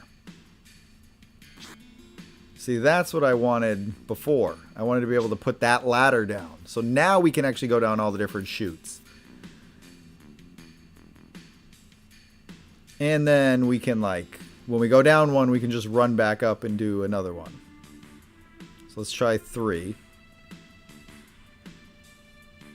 Takes us nowhere.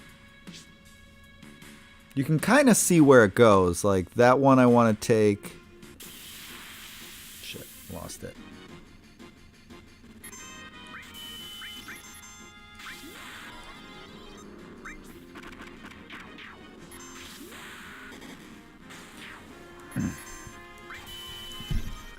We'll still be able to get the Sid tonight, so that's good.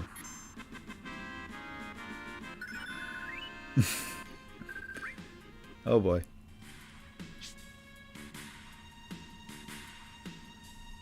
I think it went to 4.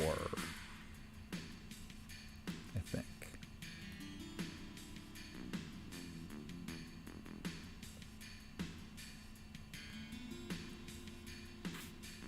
Yep. 4.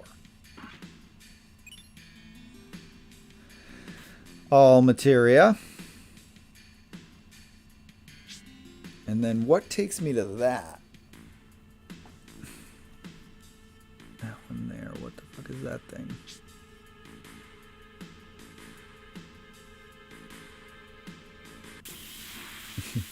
Trying to see where it goes. The pipe.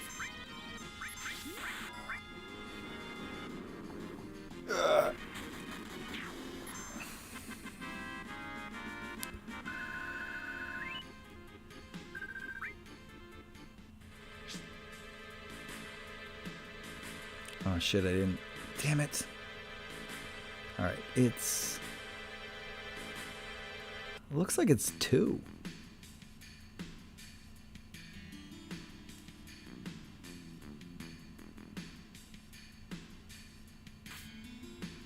Sure is. Power Soul. Alright. Now I'm confident we got everything. So. Feeling better now. Okay, now we can move on to Sid.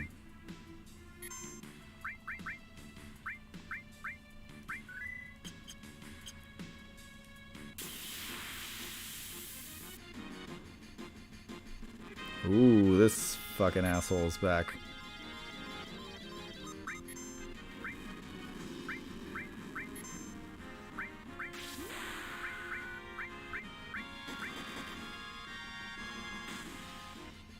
Could really use her water kick right now. I wish I had remembered to equip that.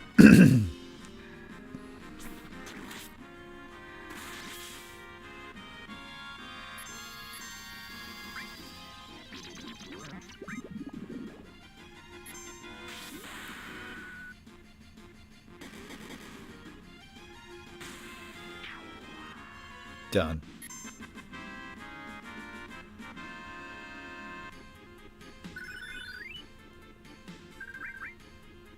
All right, let's get out of here.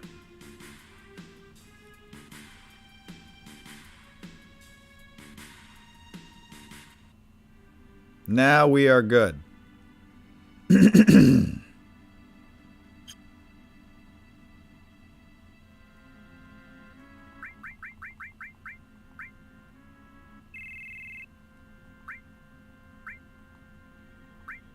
All right, we need Barrett. He's got to level up.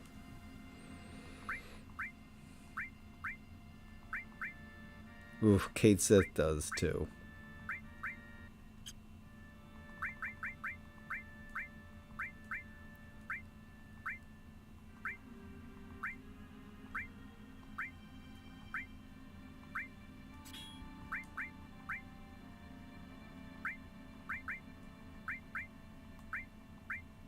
God damn it.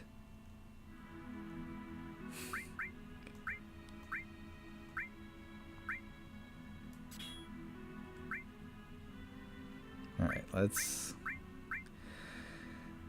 swap out materials here.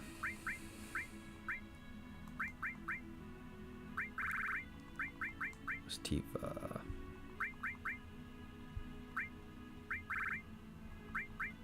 Oops.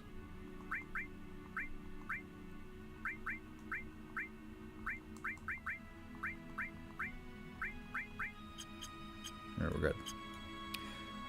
Now we can go get our new friend Sid.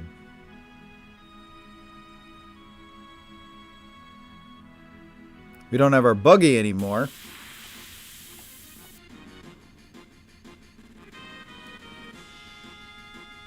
Let me shut that off.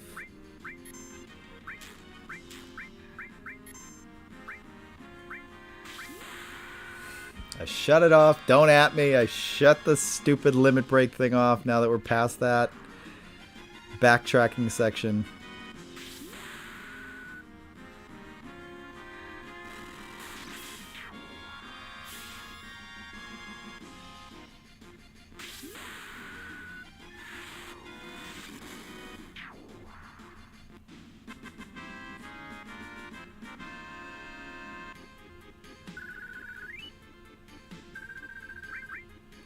Lucille Nut.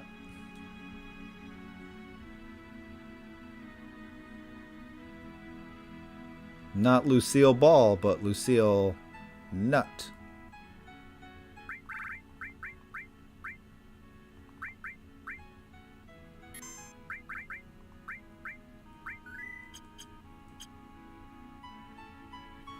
Here we go. New town.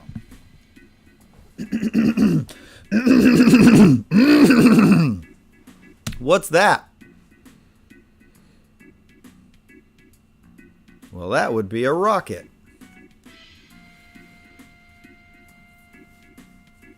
A rusty old rocket. Wonder why they made something so huge. Okay. This is where I fucked up. On stream, you've all heard me tell this story about how I do all those save slots now because I forgot or I neglected to buy a materia that I needed, and thus when I got to a certain boss fight that required it, I didn't have it and had to restart the game. That materia I needed was barrier, and you can get it here. So I need to buy it here now so I don't end up in that position again. So we got to go in that materia shop and we got to buy fucking barrier. This is the weapon shop, but let me see what we got for weapons first. Bump, bump, bump, bump, bump, bump, bump, bump, bump, bump, bump, bump, bump. I'm going to get 4 gold armlets.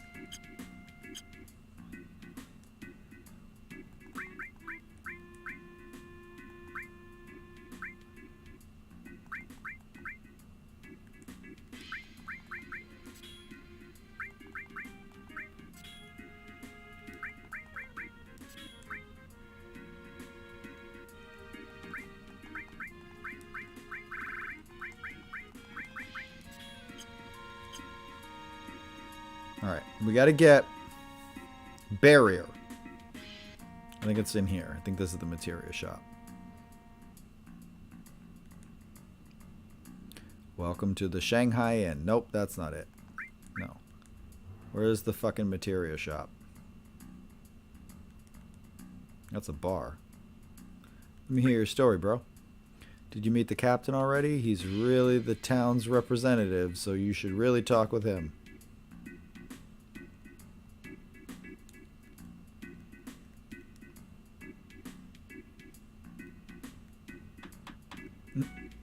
I'm in here. Where the hell's the materia shop?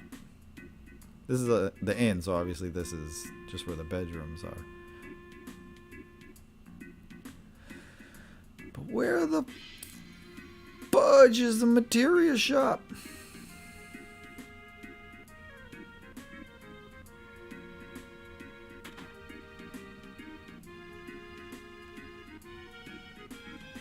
Item shop.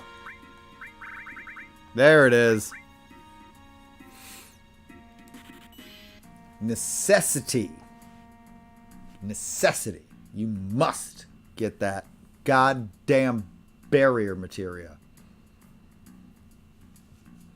There's a boss battle coming up where you absolutely need that.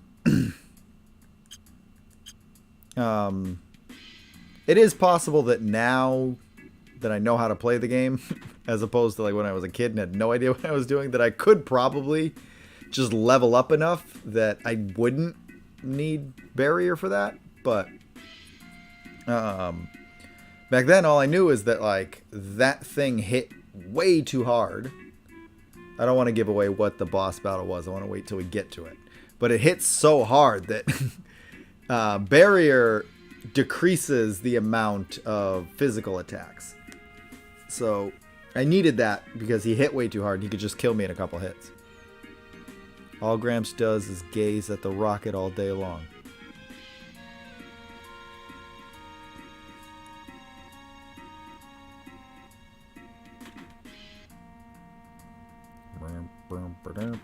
Actually, I should see. I didn't actually look at the items. I used up a ton of Phoenix Down. Oh, I can buy ether in this game? Usually ether is not something you can buy. In a lot of Final Fantasies, like you can only find ether out in the field. You can't actually buy it.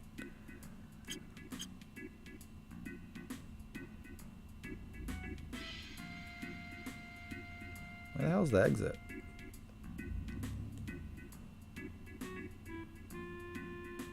It's that wall market music. Let's see. Do I know any good jokes? It's my job to make people laugh all over the world. Well, you're not very funny. Alright, let's just go get Sid. That's what y'all been waiting for. Let's do it.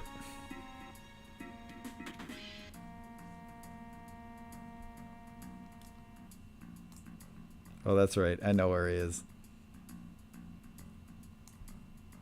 Wait. Let's steal from him first.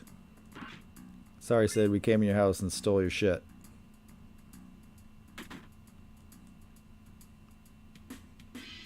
Burp, burp, burp, burp, burp, burp. Look at all those weapons he's got. Just got an AK just chilling next to a car that he's got sitting in his house. Who is this guy? Dude's got a car. A full-ass car in his living room that he's clearly like rebuilding. And next to that, he's got an AK. But in battle, he fights with a fucking lance.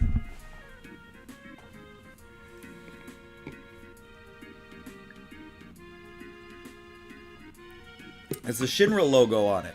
Tiny Bronco. This is cool. Shinra always keeps the best things for themselves. Let's take it. Let's take it. May I help you? No, we're just looking at it. If you would like to use it, please ask the captain. The captain should be in the rocket. I'm Shira, and what are your names? I'm Cloud. I'm Barrett of Avalanche. Fortune-telling machine Kate Sith here. So you're not with the Shinra? I thought you were bringing approval for the space program. What? President Rufus is scheduled to come here. The captain's been so restless all morning. Rufus? Well, shit. Let's go talk to the captain then. Stealing from the rich is always morally correct. I love that that was immediately Barrett's thought too. It's like, oh, hey, that's a nice plane. Let's steal it. It is. It is always morally correct to steal from the rich. They got way too much. Yeah, so it is never wrong to steal from the rich. They're stealing that shit from their exploited employees.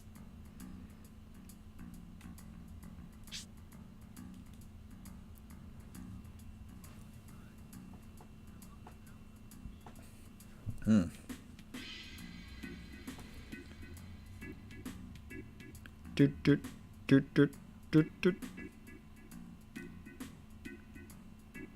There he is.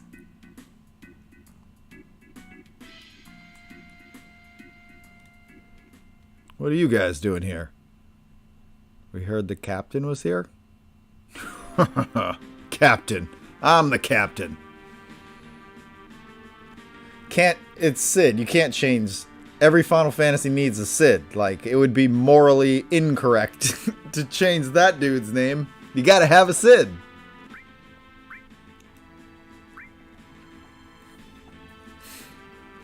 The name's Sid. Everyone calls me Captain, though. What do you want? Tell me about the rocket. Wow, not bad for a kid. Alright then, I'll explain it to you. You know, Shinra developed a lot of technological gadgets during the meaningless war, right? I'm starting to like this guy. During the meaningless war. Good on you, Sid. Now it's Mako Company. Or now it's a Mako Company. But in the old days, it was a weapons manufacturer. Well, they came up with the rocket engine. There was so much excitement about the thought of going into outer space, our dreams got bigger and bigger. They put a major budget into it and made prototype after prototype. Finally, they completed Shinra number 26. They chose the best pilot in Shinra. No, in the world. Me. I mean, come on. And finally, we get to the day of the launch. Everything was going well. Let me lean back. My back is starting to hurt.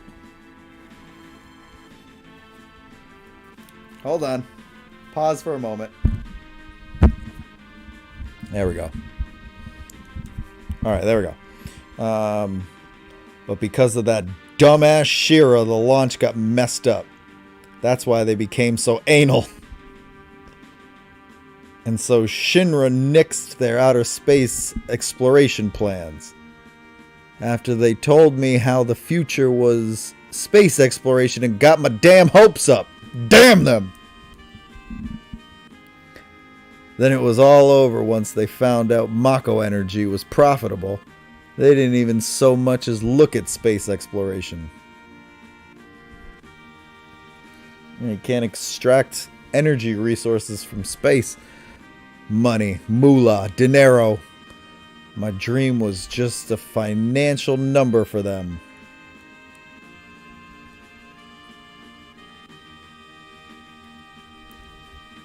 Look at this rusted rocket. I was supposed to be the first man in space with this. Every day it tilts a little bit more.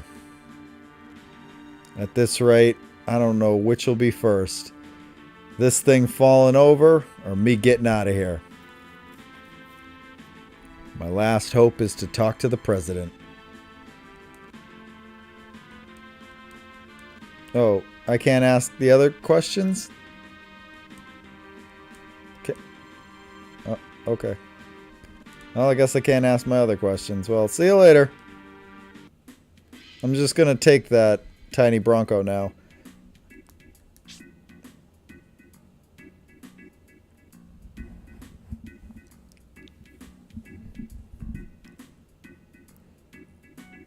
See, it even says Shinra on the side of the rocket.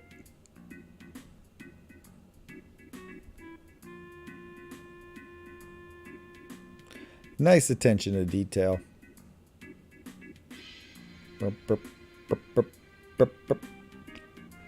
Yeah, since he's not going to let me ask, I'm just going to go ahead and steal this little plane here. Excuse me, Cloud. Did the captain say anything? Nope. Oh. He just kind of like started sulking. Fuck, Shira. What are you, blind? We got guests. Get some tea. I'm going to assume he's saying get some tea like fuck or shit. But the way it's worded, it seems like he's saying get some tea, bitch. Damn. Sid's kind of an asshole. Get some tea, bitch. I'm sorry. Don't be sorry. He's being an asshole. Really, don't mind us. Shut up. Sit down, I think. Watch him be younger than me now. He probably is. Shira, I'll be in the backyard tuning up Tiny Bronco. And make sure to serve them some tea, alright?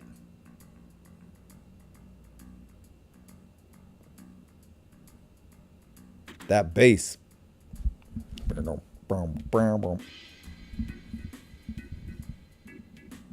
Damn, man. What's up with that guy's attitude? Sorry, it's our fault.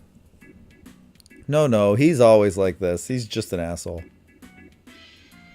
Is he like this all the time? Biting your head off like that? I could never stand it. No, it's because of my stupid mistake. I was the one who destroyed his dream. What happened? This still does not justify the way he treats her. Like, that's what this is supposed to do, is explain that, like, he's not wrong for treating her the way he does. That he's, like, justified in that action, but it still doesn't. Hey, get your ass in gear. You work like a snail. Even the moon would get tired waiting around on your ass. I'm sorry. Don't take so much time checking that fucking oxygen tank. Shira being careful is good, But no matter how many times you check that oxygen tank, it won't matter.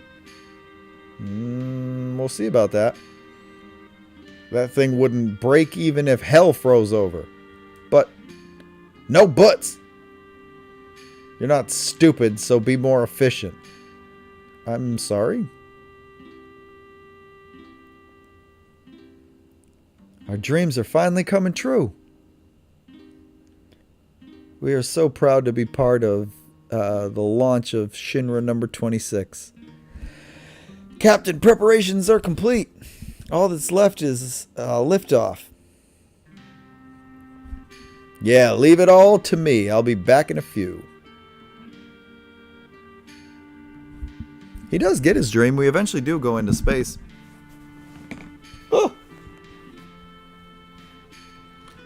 All right, Captain. Fly our dreams into outer space. Thanks, guys. We're praying for your safety.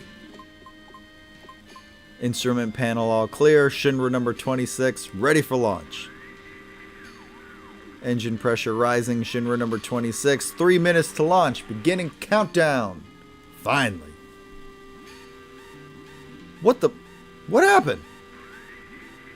Sid, we have an emergency situation. The mechanic is still in the engine section of the rocket. What? Who is the little buck? I don't know. Activating the intercom in the engine room. Hey, goddammit! Who the fuck's still down there? It's Shira, Captain. Don't mind me. Go ahead with the launch. Shira, what are you still doing in there? I was still concerned the results of the oxygen tank tests weren't satisfactory. You stupid little bitch. It's gonna get so hot in there that there ain't gonna be shit left when we blast off. You're gonna be burnt to a crisp. You're gonna die. You know that, don't you? I don't mind. If I can just fix this, the launch will be a success. It's almost done.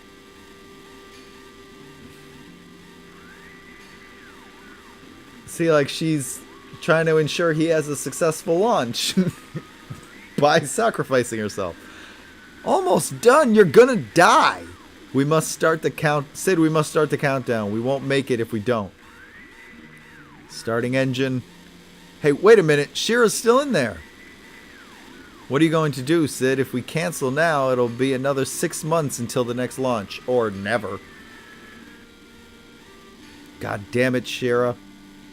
You want to make me a murderer? Captain, Shira. Tank number 7 check is complete. Once I complete tank number 8, it's all clear. Come on, Shira. Shira, hurry up. You're going to die. 30 seconds until ignition. Beginning countdown.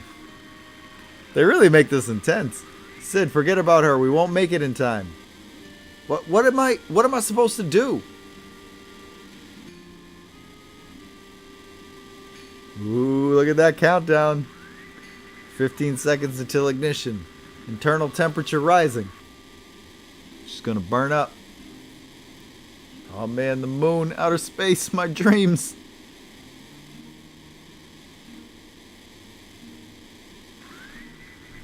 Ignite engine. Shit! I actually love this cutscene. Because you find out how the rocket ended up like that, where it's all tilted. He canceled it like as they were launching.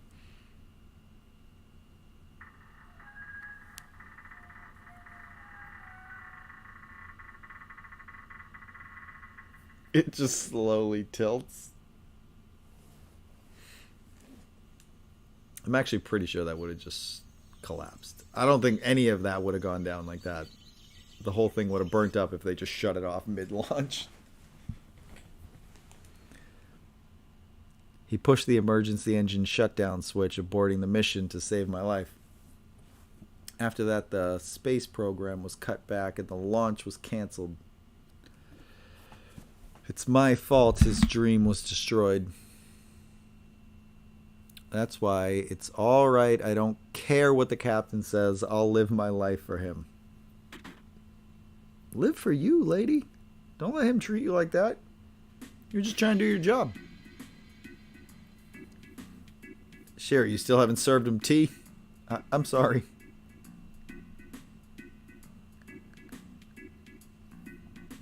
Hurry up and sit down. Or ain't my hospitality good enough for you?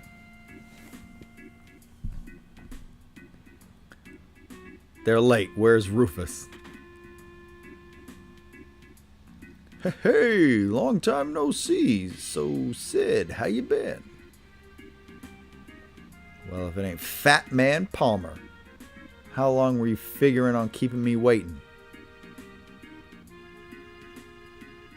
So, when's the space program going to start up again? Remember, Palmer's the head of their space division. Hey, I don't know. The president's outside, so why don't you ask him yourself? Shit, good for nothing, fat fuck. Sid's a bit fat-phobic, huh? Don't say fat. Yeah, Palmer's right, actually. Don't keep calling him fat. Don't body shame the poor guy. He's an idiot. Just call him an idiot. Oh, hey, tea. Can I have some too? With lots of sugar and honey, and oh yeah, don't forget the lard. Who puts lard in their tea?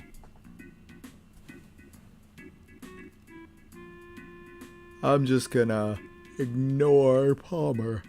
Have we met before? Is that tea ready yet?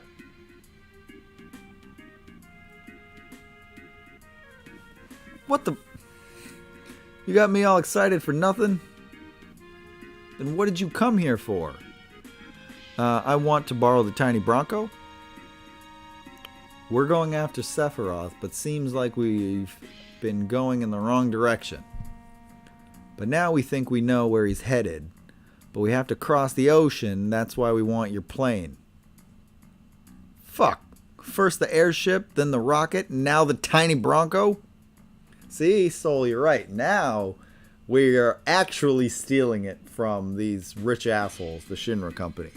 So now it is morally justified to just steal it. When it was Sid's, he's just a broke asshole. He is an asshole, so he kind of deserved it. But Shinra, they're rich, so we can fucking steal that plane from them. Shinra took outer space away from me, and now they want to take away the sky from me too? Oh my. You seem to forget it was because of Shinra Inc. that you were able to fly in the first place. What? Excuse me. This way. Fucking gaslighter, man. Shinra was the reason you got to fly in the first place. I hate assholes like that. You wanted to use the tiny Bronco, right? Yes, please. I believe Palmer's going to take it. Why don't you talk to him? Oh, no, you don't. Why do I have to do this? I'm the head of the space program. Told you this guy's an idiot. Hey, Baldy, look, just get off the plane. We'll be taking that. I've seen you somewhere before. Yeah, you have. Now, can I have my plane? I know, the Shinra building, when the president was killed. Oh. Security! This is by far one of the funniest boss fights in this game.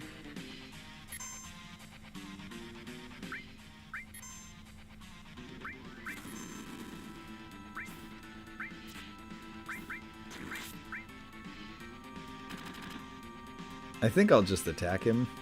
I actually might use some summons on him.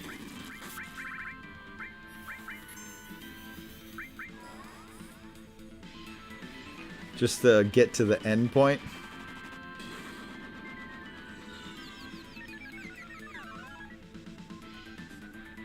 Because it's the end of this fight that's really funny.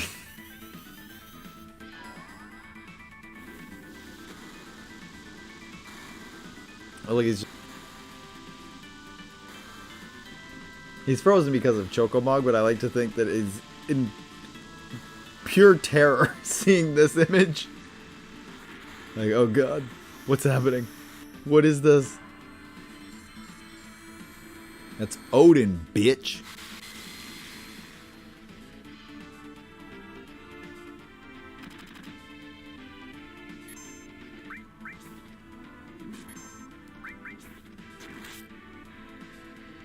Do I really have to, like...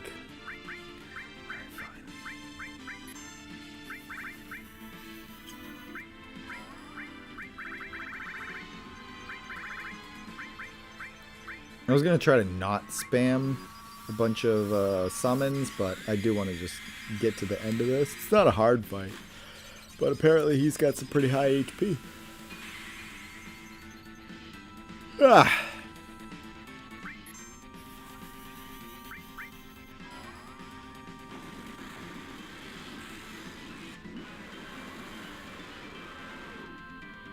Because whenever you're fighting one of the human enemies, you never actually kill them. They always, like, run away at the end of the fight. And his is the funniest. Oh, come on. Just die already.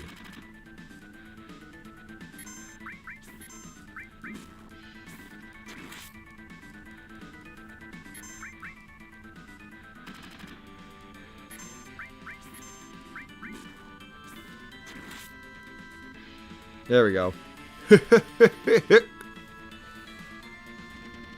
See, the plane started just moving on its own. That ain't it, though. That's not the funny part. He's like, I'm gonna get away from you.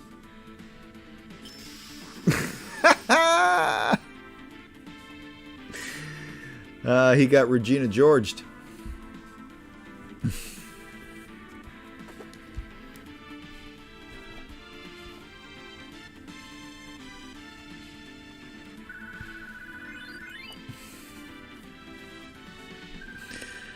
The best way to end a fight right there. Eden coat. Alright, let's just steal this plane now. No, it's taking off.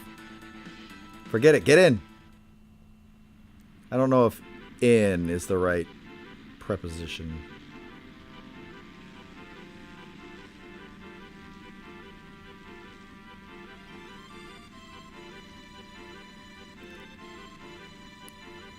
I love little details like this.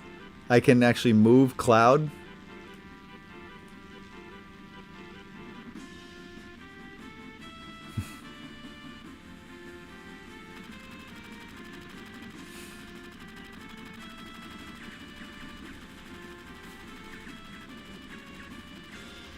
Ooh, ooh.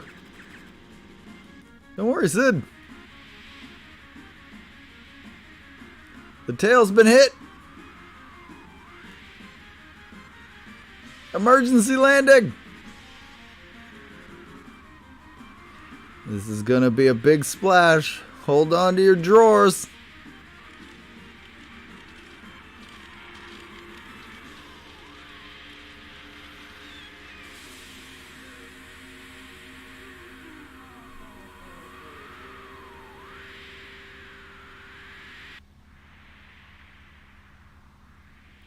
She won't fly anymore. Can't we use it as a boat? Fuck, do whatever you want. Sid, what will you do now? I don't know. I'm history with Shinra, and I've given up on that town. How about your wife, Shira? Wife? Don't make me laugh. Just thinking about marrying her gives me the chills. Is that? What the fuck is that noise, man? People being loud as hell outside. So what are you going to do? Or what are you going to do, is what he said. We're going after a man named Sephiroth. We'll have to get Rufus of the Shinra someday, too. I don't know about any of that, but... what the hell? Sign me up. How about it, everyone? I don't mind. I feel like Barrett would have something to say there, because he wants to recruit more people. Glad to be aboard, numbskulls. Numbskulls? Yeah, anyone stupid enough to go up against Shinra nowadays has gotta be a numbskull. I like it. So, where are we headed? Rufus was going after Sephiroth to the Temple of Ancients. Really? Where is it? The Temple of the Ancients. Dunno. The numbskull kid was telling me he was heading the wrong direction, so maybe it's off this way. He doesn't even point. Like, that's not helpful at all. Let's just head for land and get some information. Temple of the Ancients. That name bothers me. I didn't realize I was reading Cloud. Press A to get on off. I mean, that's pretty straightforward. Okay.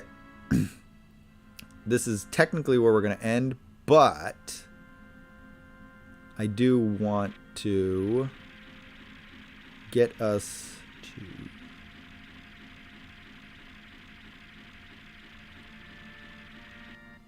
Where is it?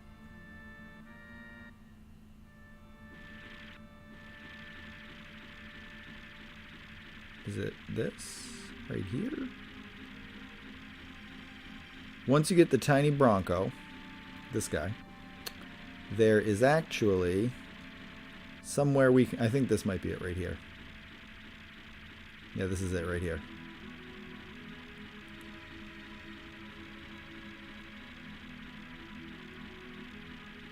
This is where the world really starts to open up once you get the tiny Bronco. So, what I can do now, and what we're going to do, is we're going to go to Wutai next. That's Yuffie's hometown. So we would get out here. And then we go up over the mountains, and that's how we get to Wutai.